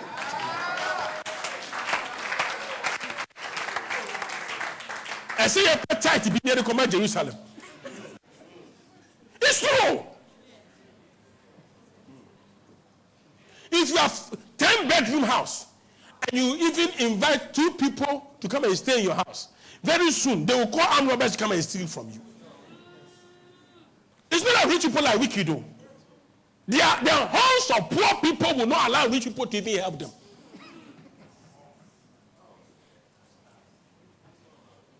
Oh, is it true or is not true?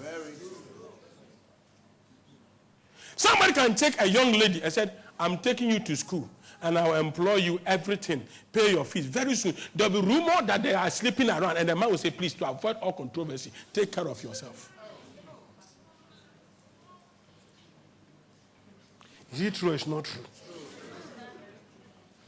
And you see, these things, they are horns. I said they are horns. Somebody can decide to help you in the night, at which you go and say, now you say you help who? Do you know how long we've been preventing this one from getting? If you don't know and you help this person, you will die. As a sign, you will get up in the morning, your front tie is loose. It's a dream mode. You get up in the morning, 2 front ties are out. You pick a phone. You are there, you see a phone call. The person who you say you have helped is calling you. You delete the number. Because the evidence is too strong. You don't want any more wahala in your life. When you see the person, you say, but you said help, you next week, see me. You can't tell the person you had a dream because you yourself, you look weird. But somebody came to warn you in a dream. I've told you this story before. Read my book, Sleeping with an Enemy. When we were in Malam, our first building we did, it was a structure. I called the carpenter to come and do it. When the carpenter started the work, now I felt funny. I realized he can't do the work. I felt he can't do the work. So I began to interview him. Then he told me that he has he's a carpenter by profession, and that when he finished carpentry, he doesn't get a job. Anybody who says you get him a job ends up disappointing him. I said, Miko, I'm about to disappoint you. But I'm a man of God, so I want to help you. So, come. What can I do for you to get your certificate? He said, the certificate is in Togo. I said, okay, I'll give you money. You go and collect it because I want to help you. In the night, I had a vision that he has come to the house. When he came, Pastor David, them, and people in the house, Andrew, them, then they were all in the house, Pastor Victor. Them have decided that they will not allow him in. And he beat all of them, jumped the wall, and came inside. When he saw me, he started going back and said, speaking in a very big voice, have I told you to help me? If you don't know to help me, see what I'll do to you. So I'll beat you. I'll kill everybody around you. You won't survive in this area. I was asleep. The next thing I heard, my door is knocked. Come. Pastor, what is it? Carpenter is looking for you.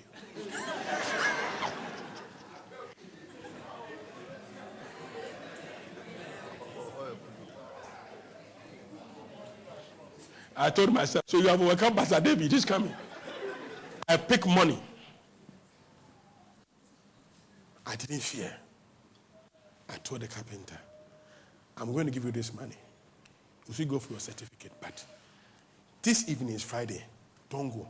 Come for all night. Let me pray for you. I asked him, how old are you? He said it was about 23, 24. I said, how can you be 23, 24? You have bald hair. Look, ask questions in life. Some things are not normal. It's a horn. Look, diabetes was for old age. How can a 5-year-old be diabetic? Master, just nonsense, no?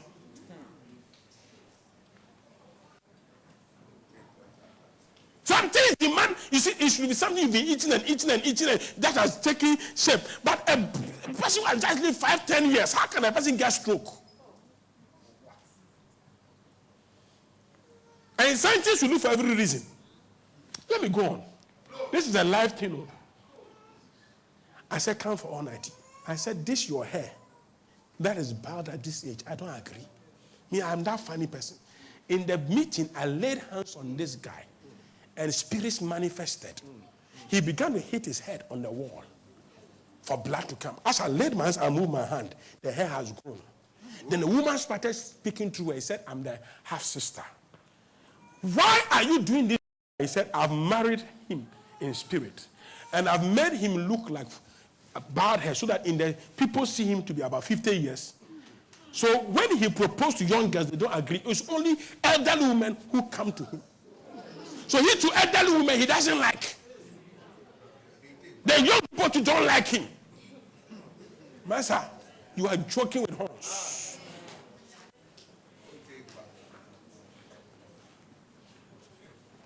I said you are joking with horns. Only my people propose to you and you are okay with it.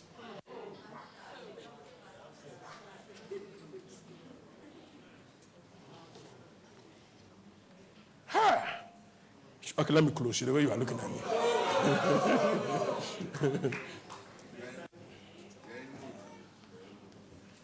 As soon as you are about to lift your head, look, people were going to travel to America. They have done visa from childhood when they were in secondary school. And then they got me and I got involved. I prophesied on them, gave them the date. The passports came. And I said, I don't do that. Me, I don't collect passport because I don't do passports. And I don't give visa. But I said they should bring me their passport before they go. In the night, I was asleep. A woman came to my room. Physically. Said spiritually. And there was a battle. We fought. I saw the woman stealing the passport. When I woke up, the passport was out of my room. Outside the compound. Pastor David knows this. So I called the lady. And I sent the lady that said, oh, Pastor, it was fine. And I asked her, have you received a visitor? When I described the woman, I said, she was there and the woman came from her hometown. That she has heard she's traveling. So as she's traveling, she doesn't need everything. But the cloth she sleeps with, she needs that cloth. That's the only need and she gave it to her. So it is that cloth she used as access to get close to the house. When I told this, she didn't mind me. They went to the airport, Ghana airport. When she got there, they said the passport, The face there is a man's face.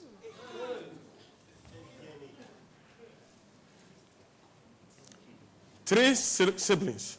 2 are ready to board. 1 is still standing. Now she remembered the vision. Call me, Pastor. I said, what has happened? I said, okay, let's pray. We prayed. I said, now go. The neighbor said, but it is you. So who said it's not you? Come on, go and join them. Their face. Look, Jacob even wore the dress of Esau to take a blessing. Don't joke with these horns.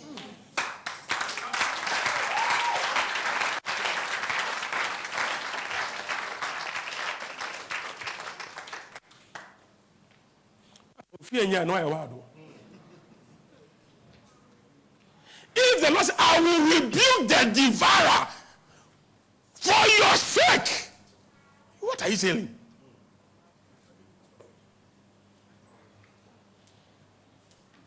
The kind of job you do, all your competitors who do this job are rich minus you. Anybody who is doing what you are doing is rich. You are doing some. I tell people, some people, even they sell cocaine, they'll be poor.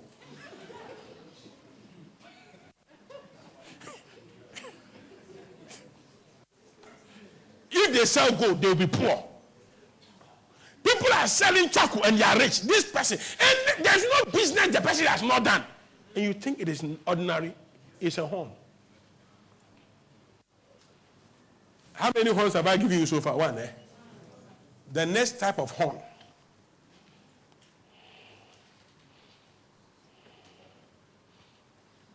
The first one I said that they will not allow you to even lift up your head. The second is, these are people who will only attack you when you are almost about to have a breakthrough, so that they will take your what? Inheritance. They are like the Midianites.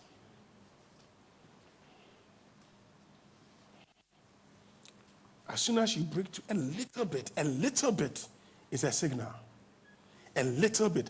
Let me tell you this. When Jesus was about to be born, how many of you remember? A star appeared in the heavens, in the east. And wise men started coming. And wise men went to tell Herod that a king is born. This boy has not yet become a king. Yeah, baby. Herod said, after him now. Somebody who has not yet become a king. How do you send soldiers looking for him? And somebody, Pastor, I don't know why demons after me. I don't know why spirits after me. I don't have anything. It's not what you don't have, it's what you can have. You carry a potential. And that potential is the reason why they hate you. If you are playing your life like a basically.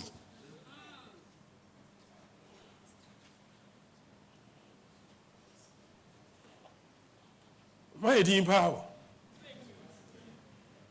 The third one.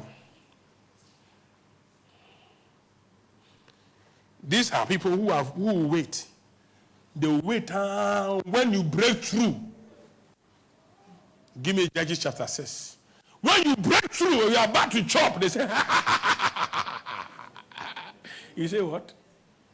So when people who came they did it to Moses.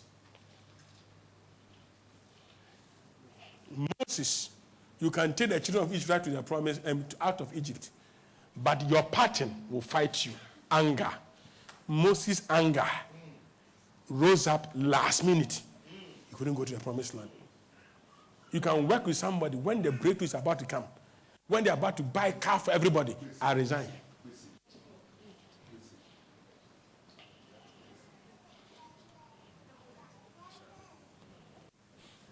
Let's read.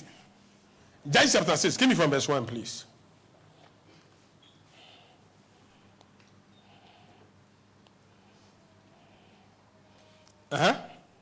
Let's read. Then the children of Israel did what? In the sight of what? Please take it from me. So the Lord delivered them into the hand of the Midian for what? 7 years. Now look at verse 2. And the land of Midian prevailed against Israel because of the Midianites.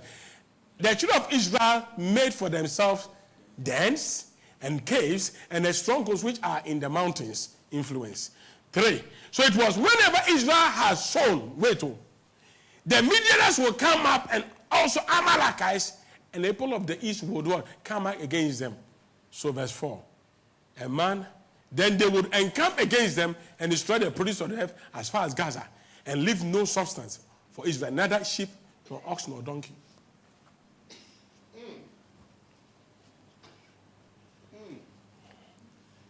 This dawn, one guy I know, I was praying and his name came to mind. I don't know why. So I went on social media. I just Googled his name. I don't know why. And I saw he's a Muslim, pure Muslim. And around 2010, 2011, I encountered him. He was very funny. And I told him that you'll be a Christian. He hated Christianity with a passion. And every time in our group, he was always arguing with me on a board. He became a Christian. Goes to a very nice church, Action. He ended up becoming part of their security. He came to church one day to come and see me to tell me that I prophesied. He became born again. He's now planning to be a pastor as I prophesied. I said, wonderful. He even told Pastor David, how can he have a church like me? And Pastor David told him that that is another price to pay. Well, guess what? I went on social media to find out that his house he built 3 years ago. One day he was in his office, they came, they broken down the whole building down to ground. You see, when you're some demons, that one is more painful. As soon as you can get a visa, pass through Kutoka, get to America itself, see the airport.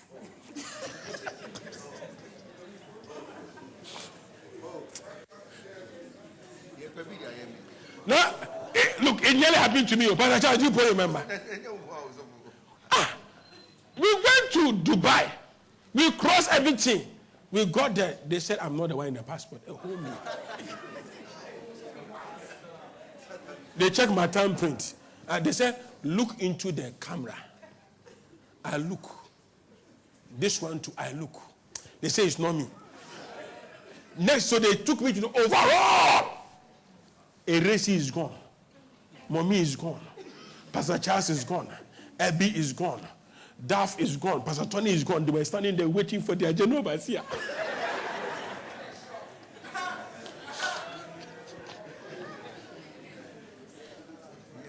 Now, when I was going, I said, Karabatote Bekashabana. And if you are praying, it's shut up. As soon as I went to sit down, the guy looked at the passport. Said, what nonsense is that? You are the one in the passport. I even looked. I said, look. It's okay. He looks like, come on, why you wasting his time? They spoke in their language. Hey, so you are here in Dubai.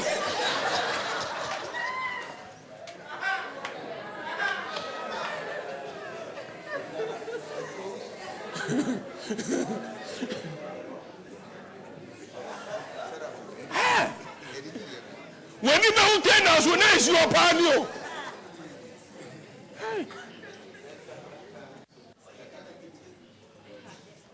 Look, it's funny. One day Pastor Charles bought a car. He's driving the car through town, the police called him. This car is stolen car. Oh. Embarrassment. Straight, police headquarters. Car is seized. You see, these demons, don't sit down and say that I'm born again. They want to embarrass you. Finally, they found out that it was the wrong one. Oh, we are sorry. It was not consistent and insistent. Master, all of us, there is a Jacob who is wearing our face.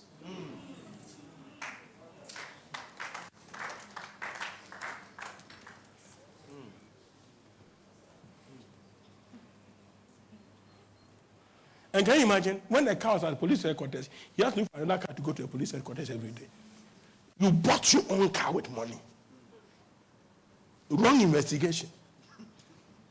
Somebody can easily just do one man. They tell one policeman, smell this one, it's a cocaine dealer. Smell this one, it's a cocaine dealer. Smell this one, it's a cocaine dealer. Let me teach you something. Look. Some people,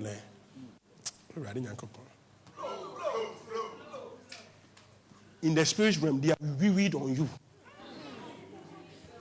So there are some particular people, as soon as you get near them, you release a particular odor. Especially if you see dog and cat in your dream. Dog and cat wee. Master, the smell is one way. So you can be around particular people, they will like you. As soon as you move within a certain terrain, they just don't want to see you. The first day, hey, the next day you went to say no. So you are there, so you are there, a bird even is flying, and the bird couldn't wee anywhere, poo anywhere on your face. Me, if even a bird wees on my car must be prayed for. Because you see, sometimes it is a scent that is released in the environment to make certain demons chase you. You are quiet.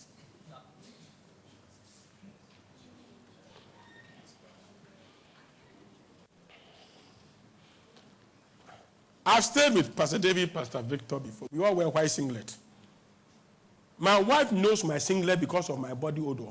She can pick the singlet and say, this one is for you. And then too, they know. Sometimes we are all wearing the same brand. You can wash the dress, but the body scent will remain inside. I'm telling you this. If you are not washed by the blood,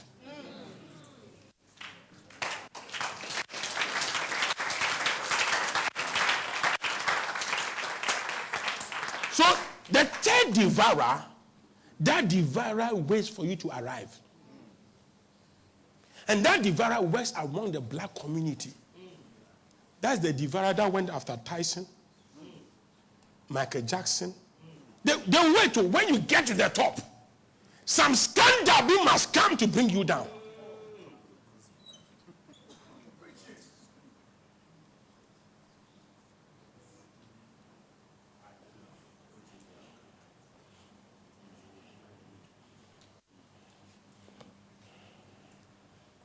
Master, what is tied to your destiny?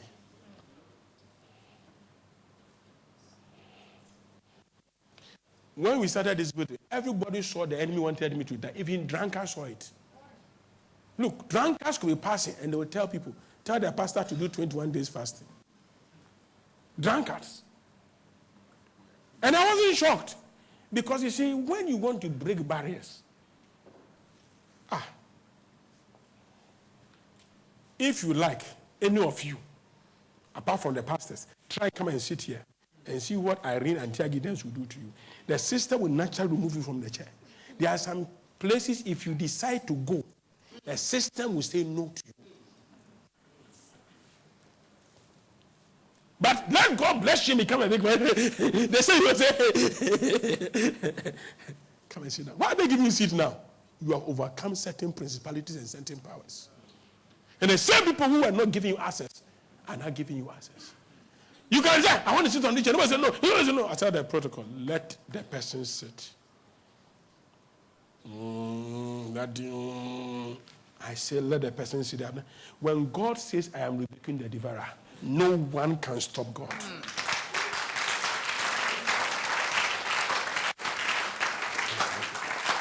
When God is saying the devil, back off. People might not like it. They might not like you. They might not appreciate you. But I said, try me with this and see if I will not what? Rebuke the devourer for your sakes, so that he will not destroy the fruit of your ground. The devil is not after your seed, it's after your fruit. Your tithe is your seed. Your tithe is just the seed. This way. The essence, so that your fruit will not be destroyed. Nor shall the vine fail to bear fruit. What does it mean to say the vine fail to bear fruit? Yeah? You can be married and not happy. You can be rich and not happy. Oh, is it true or is it not true? You can be so successful.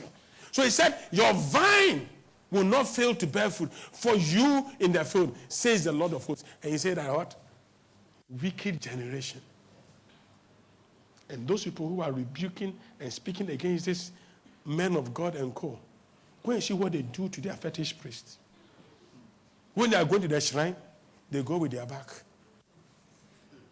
Out of respect, they remove their sandal, put it in their hand, go with their back. And then a draft. They say, he says, put 500 Ghana down. He says that you must come with a white tail of a lizard. They will mention things you can't afford. They say, where can I get this thing from? Then the God says, he will know where to find them. Just put 5,000 Ghana on the list and you can go and come back next week. By the time you come, they have mashed some things. Put it down. You didn't see the white tail.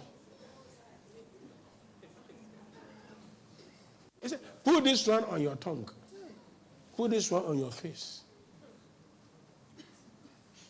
Put this one under your eye. And mention the guy's name 6 times.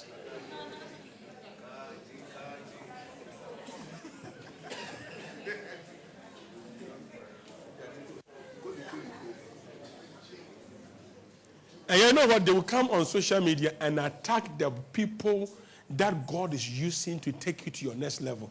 And you also listen to them. Meanwhile, they honor their own. You never see them speaking against their own. If anybody is speaking against fetish, it's pastors. But you never see them speaking against their own. I'll continue one day.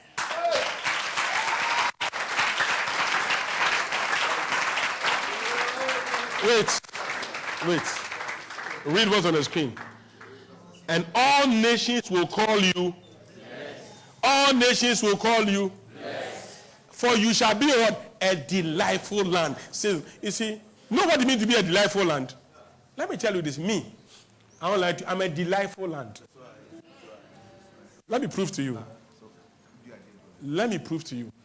Anybody I do business with succeeds. I have a big problem. This construction, the workers we pay, the money we give them, they now get, they said before then they won't get a job. Now they get so much job that sometimes I have to beg them. My former like this, I have to scream and shout to come. Because he's getting so many jobs. The thing is that when you are a delightful land, you are so blessed that when even people get near you, they get blessed. People give you things, they get. Some people, if you give them things, you will suffer tomorrow.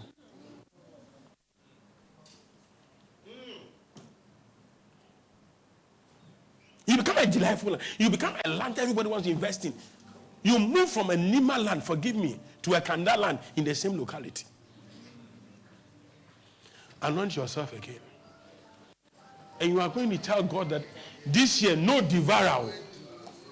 The devourer that will come to make sure that I don't lift up my head, you are coming against it.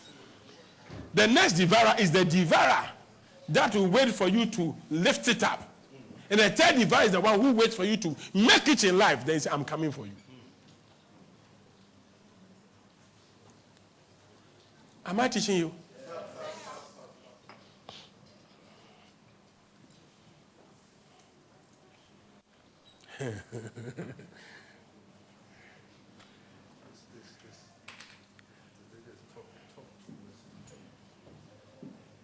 Do you know when Cain was going to kill Abel, do you know that God rebuked him? I don't know if you saw it in the Bible. God told me, sin is lying at your door. Unfortunately, God could not do much with Cain till after he has killed, because Abel didn't know what to do. He only knew about the sacrifice, but didn't know that there's a way to pray to invoke the altar. So when Cain even went to kill Abel, God came and said, I curse you. God cursed him. God called him a vagabond. And he himself also, look at him, a smart man. Unbelievers, they are smart too. He went to him and said, God, the way you've put a curse on me, if I go, anybody will kill me. So God, do something about it. And God said, it's true. I place a mark on you, mercy, so that nobody can do to you anything. So Cain Cain was able to activate something that Abel did not activate it. And today you are going to activate something and tell God that I cannot be your child. Be a tither and suffer. Rebuke the devourers for me. Anytime you put money down to marry, something will happen and you can't marry.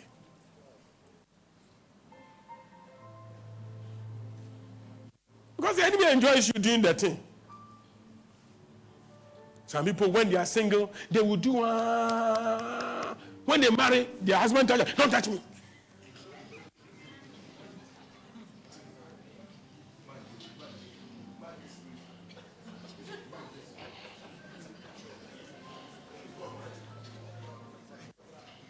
Some people, when they are single, they will abort. When they marry, they can't give birth. Let me tell you a life testimony. I only told my wife this just this week, and she was shocked.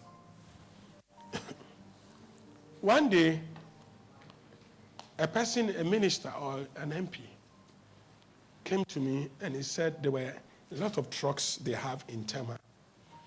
So me and Pastor David, we went to pray over the trucks. When we finished, the lady pulled me aside. Said, he has a word from the Lord for me. This is a lady who has been telling me and my wife that I'm praying for you to have a child. I'm praying for you to have a child. He said, man of God, do you know that you and your wife, you can't give birth? I was like, He said, I know a pastor. He and his wife stood there. They didn't give birth until they divorced. As soon as they divorced, they all gave birth. So I said, I don't understand.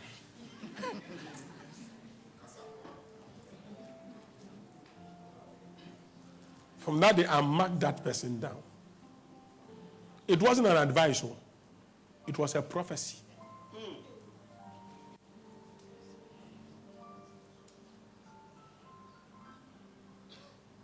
And not too long, she took seed. See, the interesting thing about this devourers is that they have a way of bringing you visitations.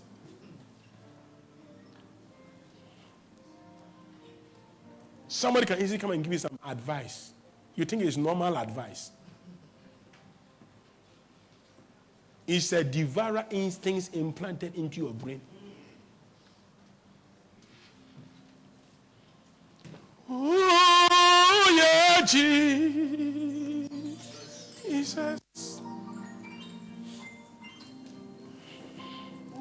Oh, yeah, Jesus.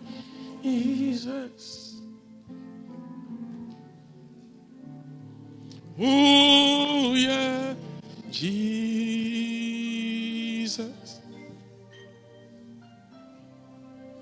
Usuna, oh, yeah, kasi.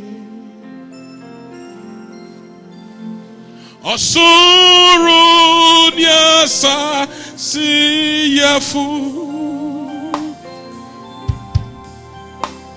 Ashasi nyevye nyami. Ooh, yeah, Jesus.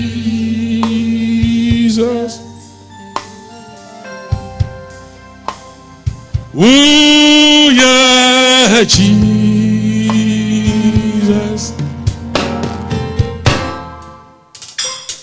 Say a pohusina.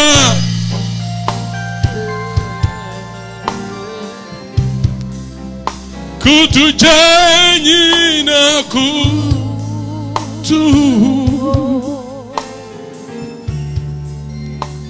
Oh, when Jesus.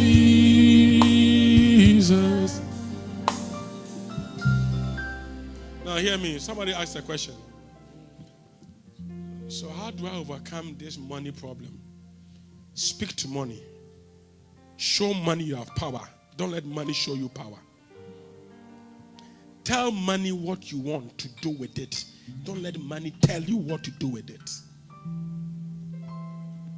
I wanted a lazy chair to put my leg on. I went to the mall. I told you this last week. I went there. I mentioned the thing I needed. Forgive me. I didn't want to tell you what it was. I saw it there. This price. He said, the way you have money, you can buy this. I just checked myself. I said, I don't need it. I walked out. Yesterday, Friday, coming to the office, I told my wife, I'll pass through the mall to buy something. I wanted to buy something for myself. When I got to buy my junction, then he's telling me, yeah, you can use your card, buy that. You need all those things. I branch opposite. Don't tell me what to do with my money. I decide what to do with money. I control money. Money doesn't control me.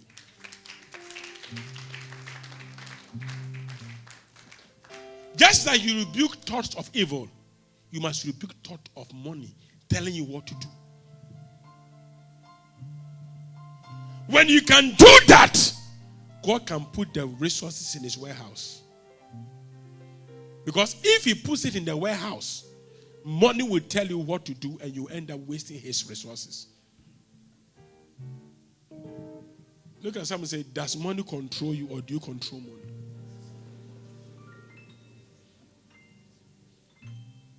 Is there anybody who has a question for me? Some of you, the questions you ask in your head, I've answered you.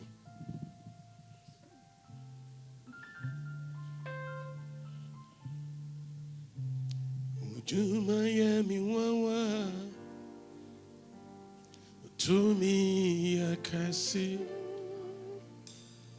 Ubye Wanwa Centreni Sisio Weye Munina Chirese Ampara Uni Radio to me so Intimeka Suma Sumoda To me bena wudi kasa onwan wanie uhunye huo To me bena wudi kasa eni faifu huna dia Oponi wonta umanioni biesu konsunye bi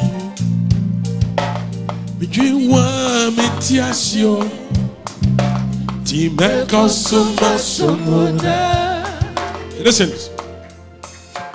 Listen. What bon? Who go school? What bon? To idea kwa chobi a woni ma dia wate.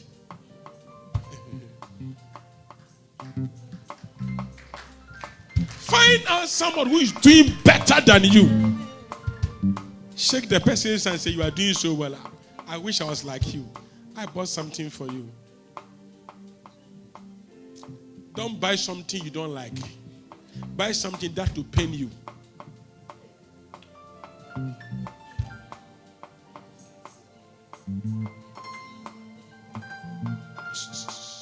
Wo, open ball, football.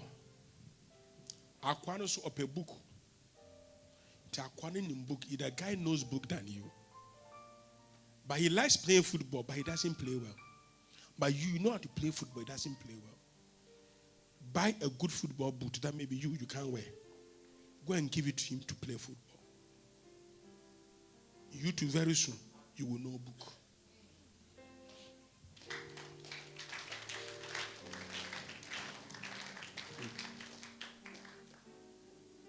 Hey, there are keys in this life.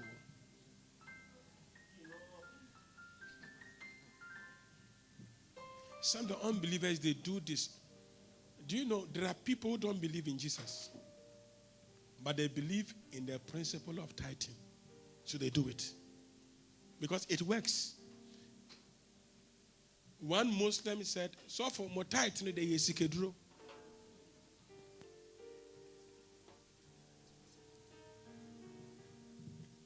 For those of you who don't know, he said that your tithe, pastor, it is ritual money. When you do it, things work.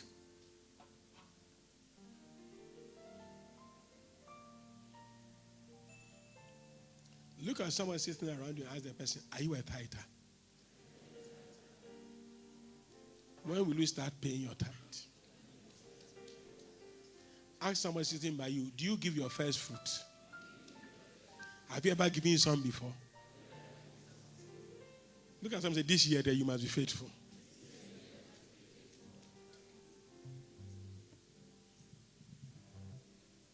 Let me tell you this.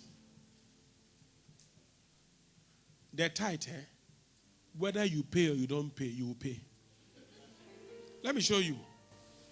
Your car can give you problem, and by the time you finish servicing the car 6 times, you will know that you are paying the tithe to the devil.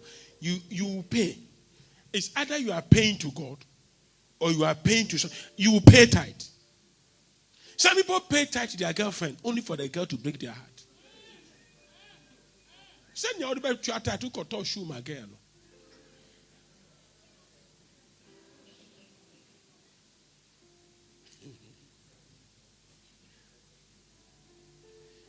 Girl, she shoe ni pair after wearing the shoe. The girl just look at you and say, "Get that off my side." Say, me. Then you are even say, when you are even saying you are not sure, Pastor. The thing that even pains me that I just bought her a shoe. I just bought her a shoe, and the Lord will say, "You just bought. You, it is paining you." The God who has taken care of you throughout your life, you think he's okay.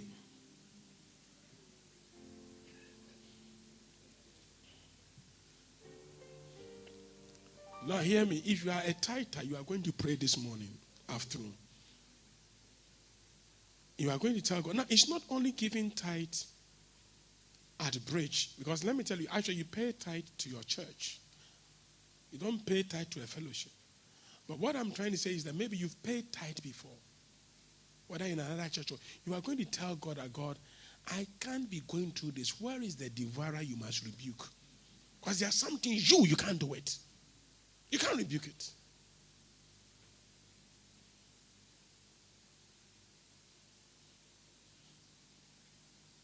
Let's be on our feet.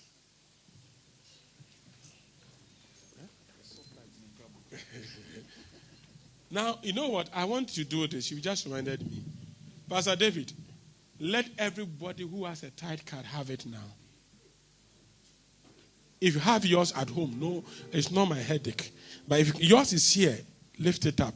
If yours is at the administrative room, please let them give it to you. Let me tell you a short story. You can Google it and find out. I've forgotten whether it is Kenneth Hagin or Kenneth Copeland. Here are these 2 stories. It is life that it happened real. Number 1, a man was giving his tithe to a church. I think it's Kenneth Copeland. Then all of a sudden, his farm stopped producing fruit. He was a cotton farmer. What was he? And if you know something about cotton buds.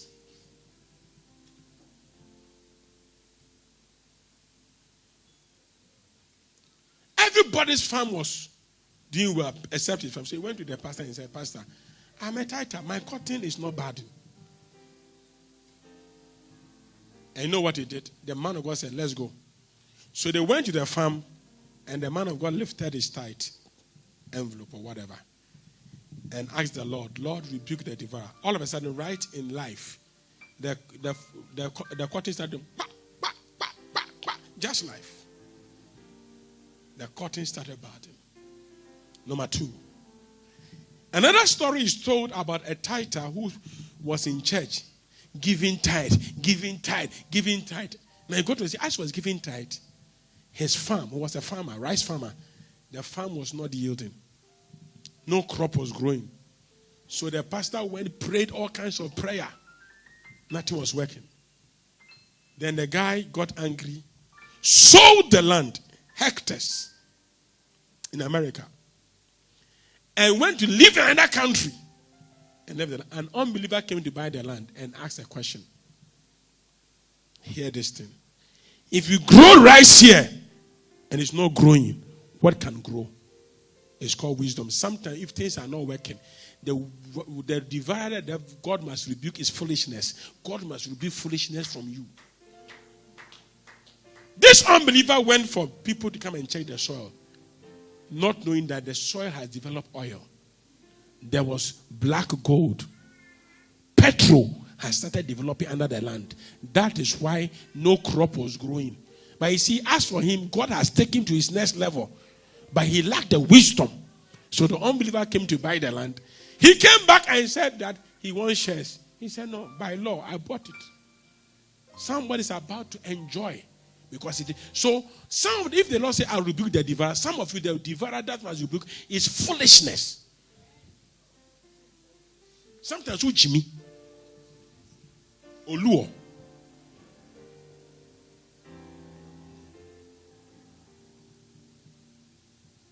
So when the devourer is rebuked, you obtain some wisdom. Someone say wisdom.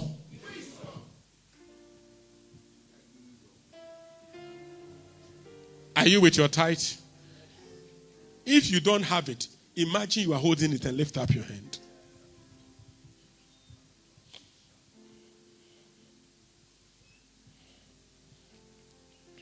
I want you to pray.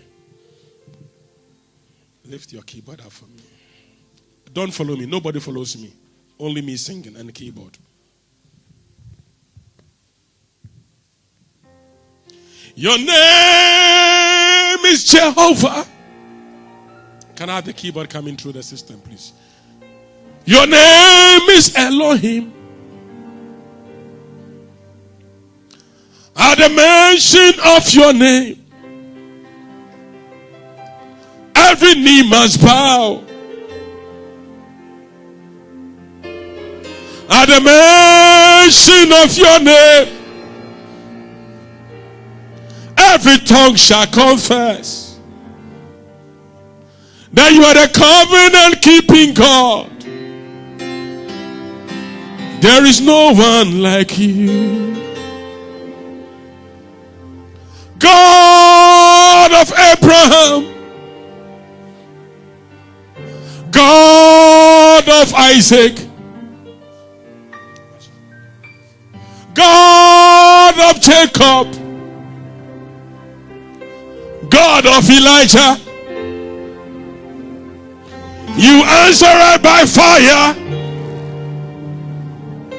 God of Daniel, covenant keeping God, there is no one like you. He's a covenant God. He said, try me. Try me. Dare me. Dare me. Try me with this. You want to deal with a family, something that has dealt the family for too long. It's a sacrifice.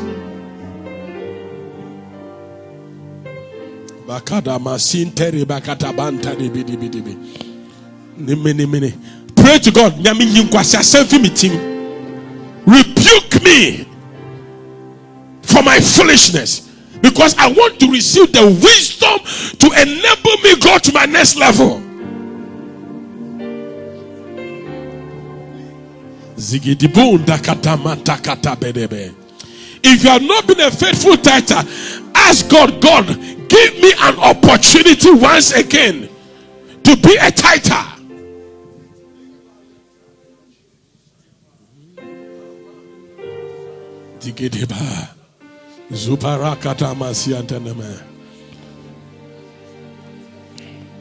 Anytime something good is about to happen, let it be a burner off. You need something to rebuke it. There's no other power than the power in the name of Jesus. Oh,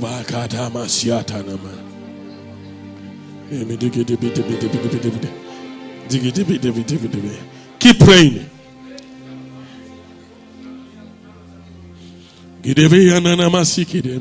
I want you to activate some things today. Keep praying. Don't stop praying. Tell God, this year is your harvest. You want to be in the storeroom. You want room where you cannot keep the treasures God will give you.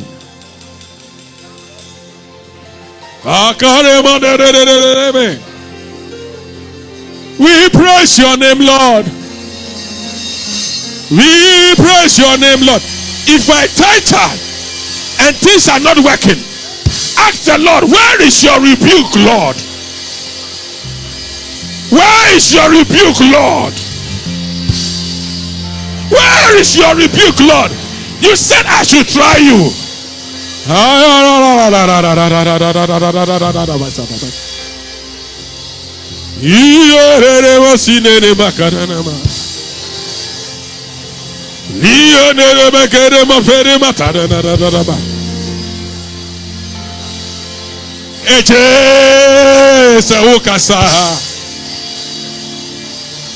Tumi nyina brasi eche saukasa inkonya nyina rabubo eche saukasa abonyi nyina wawonta kasa na miwitie wo obadie ya so kasa na miriche wo obatampeche wo maritie wo Jesus kasa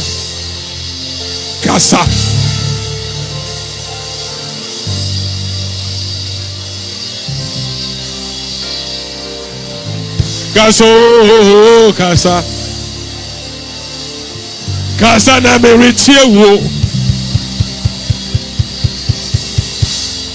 kasa erade kasa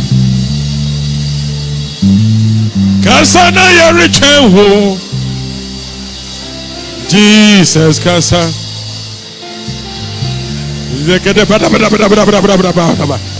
it's our year of harvest and God must rebuke the devourer. He must rebuke the devourer. You can't be going and coming. No. Hand to mouth must end.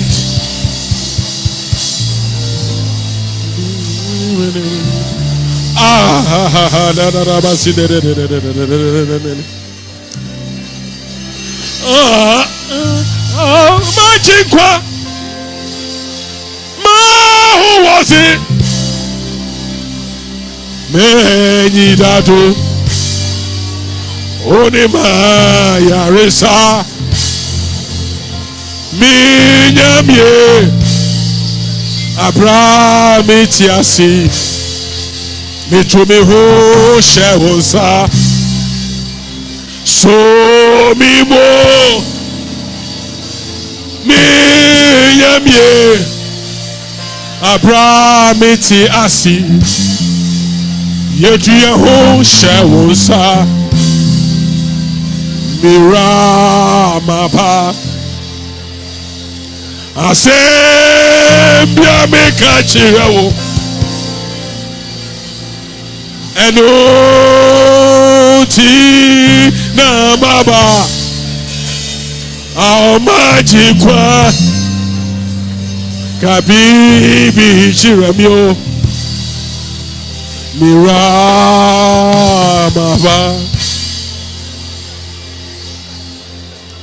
Kabibi chamia sana mako. Kabibi chamia sana mako. Mira. Wakwa witie. Me pede mi hunu eni onyam. I want to see your glory. I want to see your glory. Nekebo sadaba. Rebuke the devourer.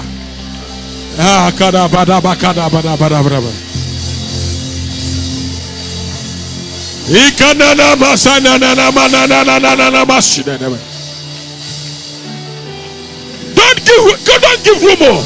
Tell the Lord, I want to see the devourer rebuked. Else I am quitting this tithe because you said I should try you.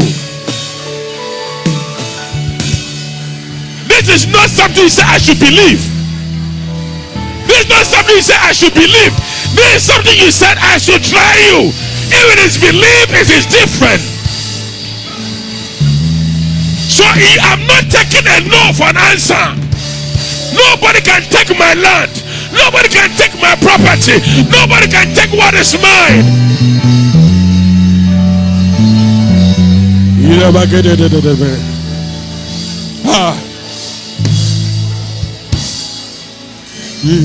Did they come from my uncle Pono or Tiasiampara? I ain't Muhine. Don't bury my uncle Pono. We are invoking him. Catamanto.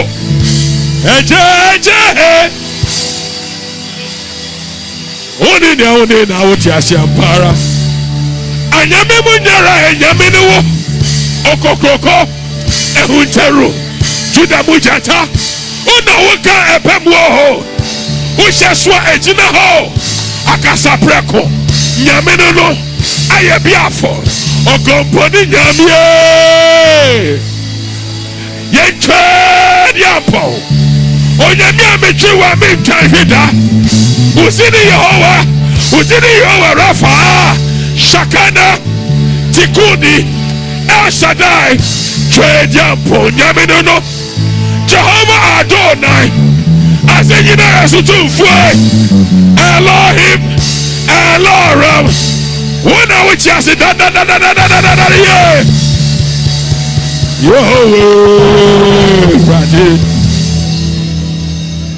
Oma, Yama Usu.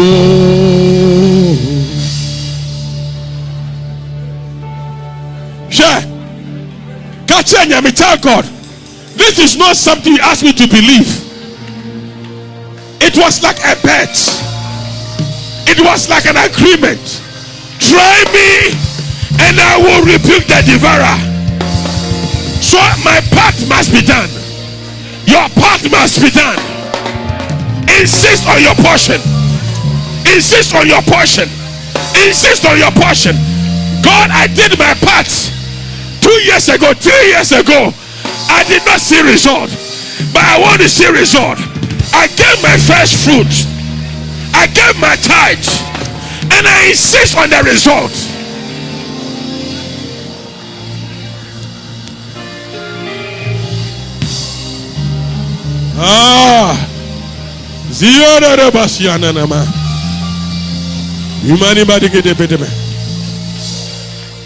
Insist. I repeat it. Tithe is not something to be believed. He said, try me. Which will baby? I said, try me. It means that you can even not believe it. It must work.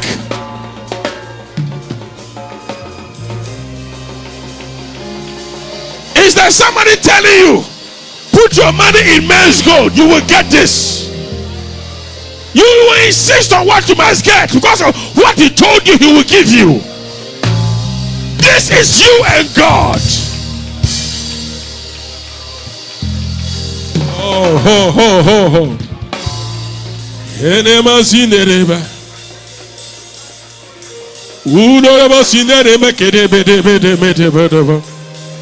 You are not aggressive enough. Are you not a tither? Are you not a tither? Are you not a tither? I know people who are tithers. I can see you with your tithe card, your tithe booklet, your tithe check. Me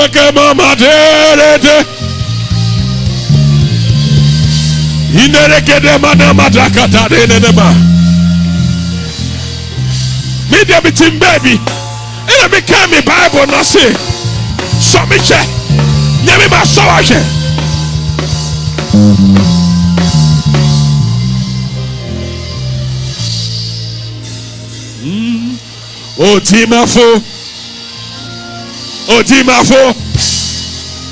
Odimafo. Yesu ya. Odimafo. Yes, yeah, so watch it. No, yeah. Who knows? Jesus. We are Odimafo. Missy Massa. Watch it. Unusa Jesus, we Oti mafo. Listen, insist so.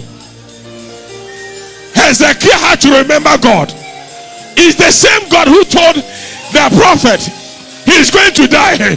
But Hezekiah went to God and said, God, you say what? I did this, I did that, I did this, I did that, I did this, I did that. I cannot die. Maybe God has forgotten you have been a titan. Tell him my name is Francis to Yalley. Mention your name to God. I give my tithe. You said I should try you. I did not just try you, I believed. I did it. Rebuke the devourer. I have to continue this message next week. Whoa!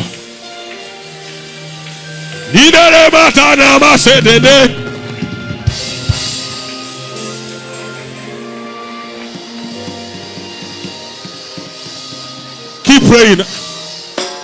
Be aggressive and angry. How? Ewurati.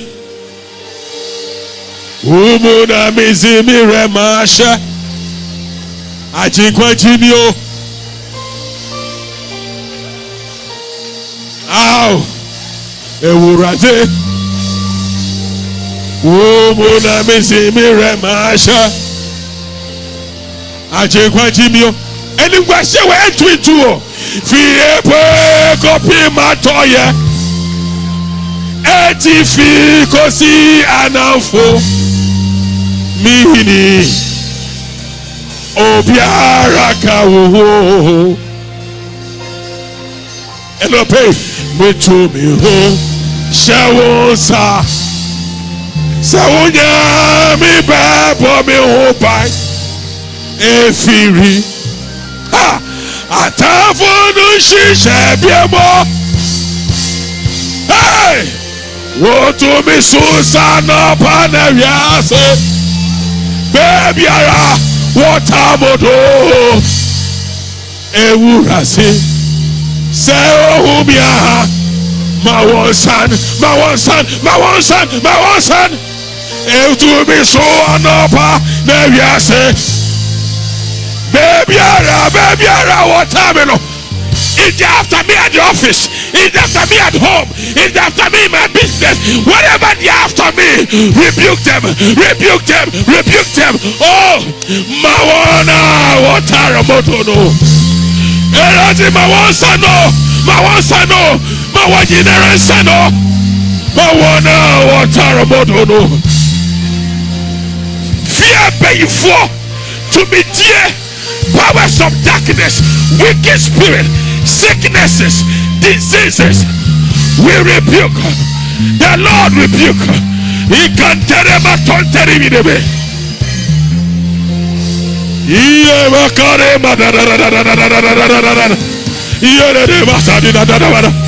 Be aggressive, it is your right. Be aggressive, it is your right. It's your covenant right. Don't joke with it. He said, try me. You were there. You read his word. He said, try me. Try me and see if. See if. I will not rebuke the devourer. See if I will not. I want to see you do it, Lord. I want to see you do it, Lord.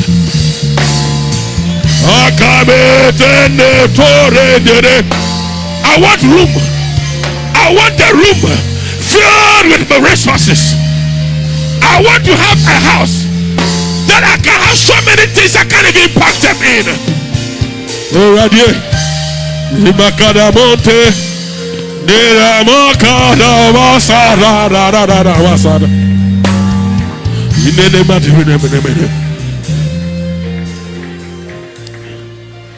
Titi Premu, lift up your hands. Lift it up. Now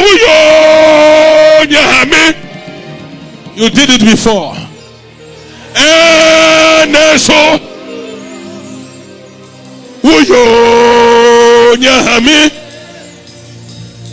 oh, that's so.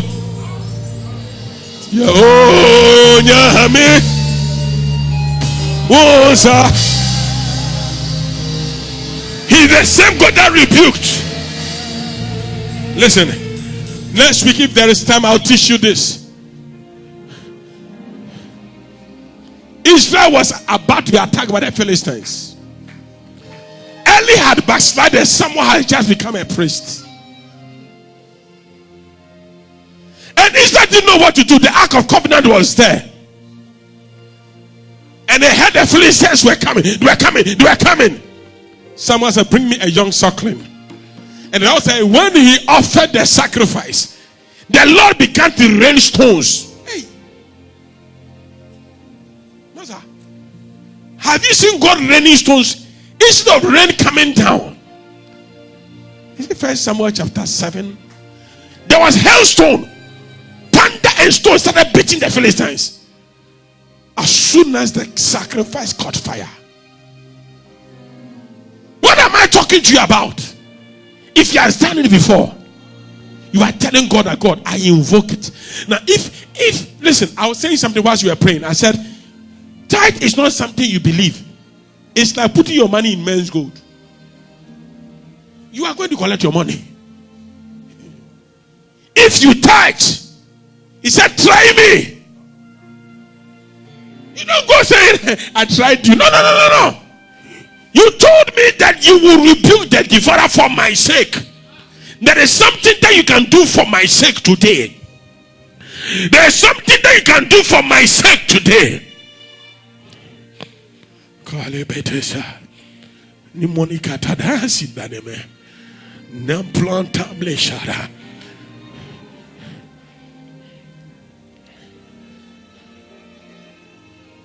Titi Bremu. Now you Yahame and so Uyo Yahame Ulasu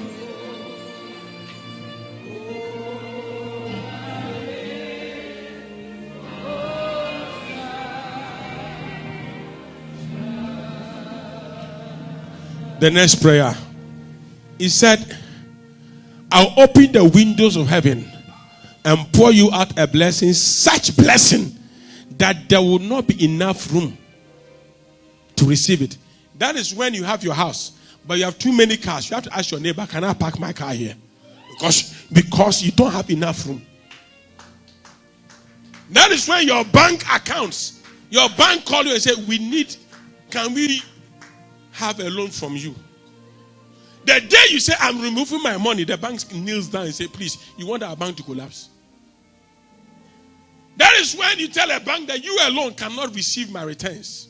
So I need to open some in other places because you don't have the capacity. I can even open a bank with my own money. Just I don't want to open bank. You don't have enough room means that the finances, the return is so much.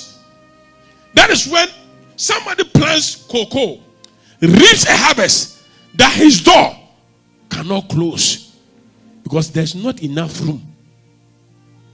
You are forced to build more houses.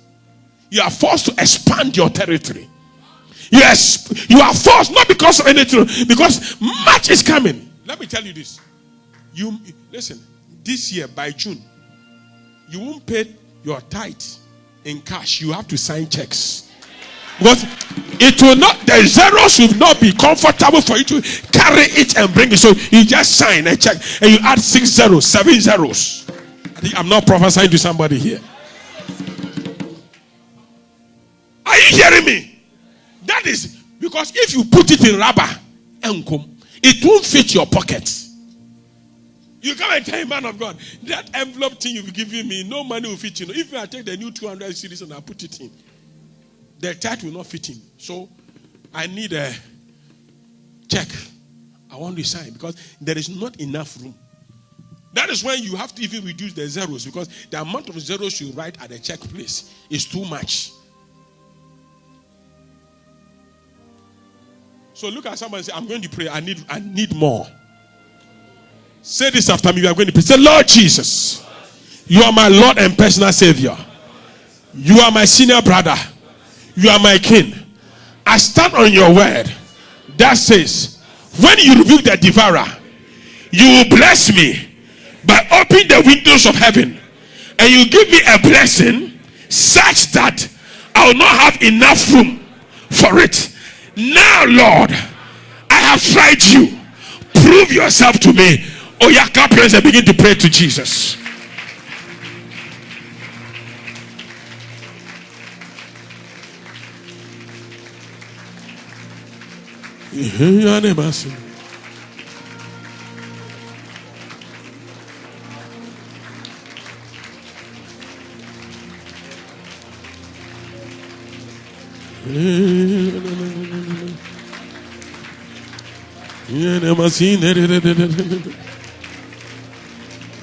Yeah.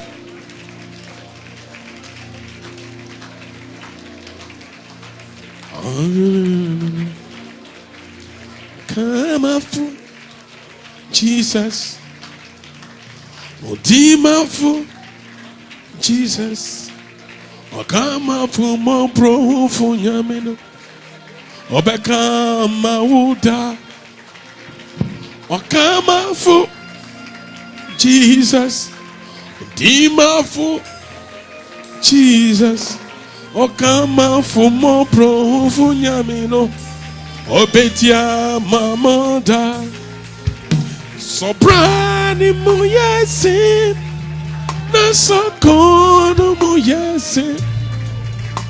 Oh, come out for Jesus, Betia, Mawo. Oh, Dima for Jesus, Betia, Mawo. Na Sembi Natu. Kawakuma to Yebo. Oh, come out for Jesus.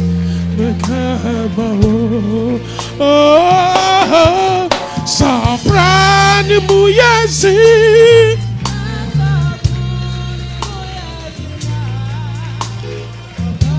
Insist on it.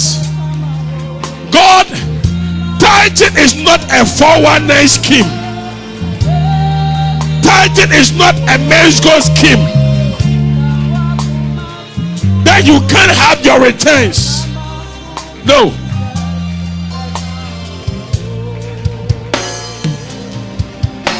Unknown. No circle. You never. Insist on your rights.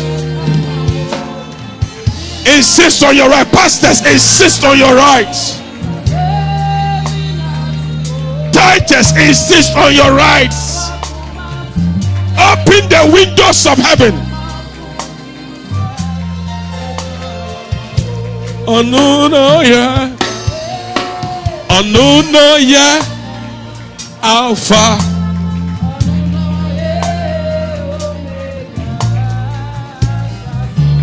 Amen. Amen. The Lord is speaking to me. Can we pray another prayer? Anything, anybody who is doing susu with you, you know susu? Chempe. Sickness is chempe. You know what is chempe? I don't know if it is chempe growing up. Bonumawo. Father Daniel knows that game very well. I don't know if it is bonumawo. Bonumawo. It's a game. When you are holding something, your friend can see, bonumawo. It means that you must fall down and the your friend takes it. Chempe simply means you meet your friend, he's holding food, said, divide it into two. So if he doesn't see you, you can eat all. But if he sees you, divide it into two. Now, you know something that anytime you're about to make it, that comes into it and the money is wasted. Is it true? Or is it true or is it not true? And later you sit back and say, why is it that anytime I get money, this thing comes and I waste it? You're going to tell God, as a sign that you want me to continue tithing, this one, rebuke it permanently out of my life. It could be sickness. You get, as soon as you get money, you have to spend it on hospital. Me, I'll tell you this, I had that problem. Anytime my biological father's family sent me money, I'll have to be hospitalized. I thought I was SS. Anytime I got money, something bad will happen to me financially. The last time they sent me big money, God is my witness. I called my younger brother. I said, listen, daddy has sent us money. Me, I wish you give all the money to my mother. Because she gave birth through the man. I said, David is here. All the money. I said, Mommy, take. And that's the last time I got money from my dad. That caused me trouble. Anytime I got money from my biological dad, I'm not lying to you, I'll have something around police story. Or I'll be sick.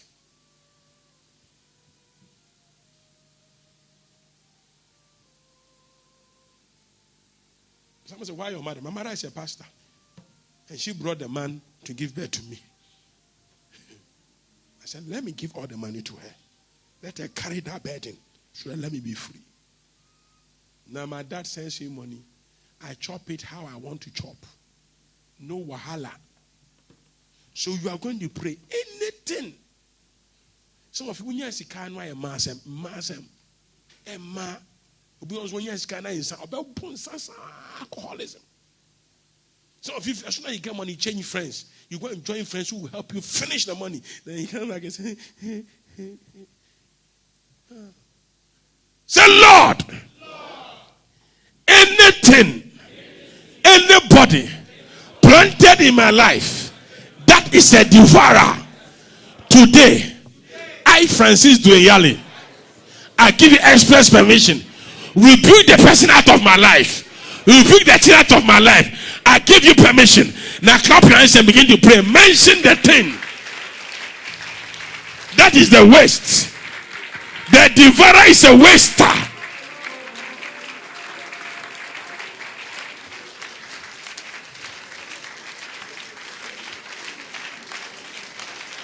The devourer is a waster.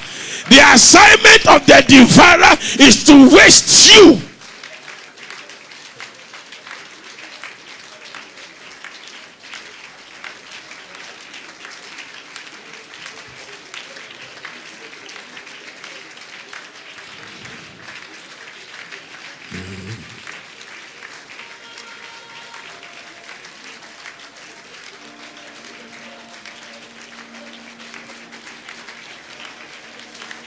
The locust is a waster.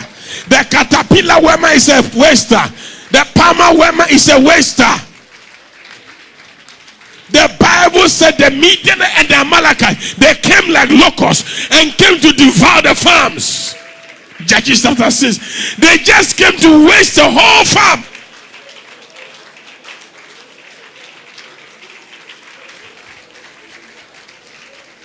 Amen.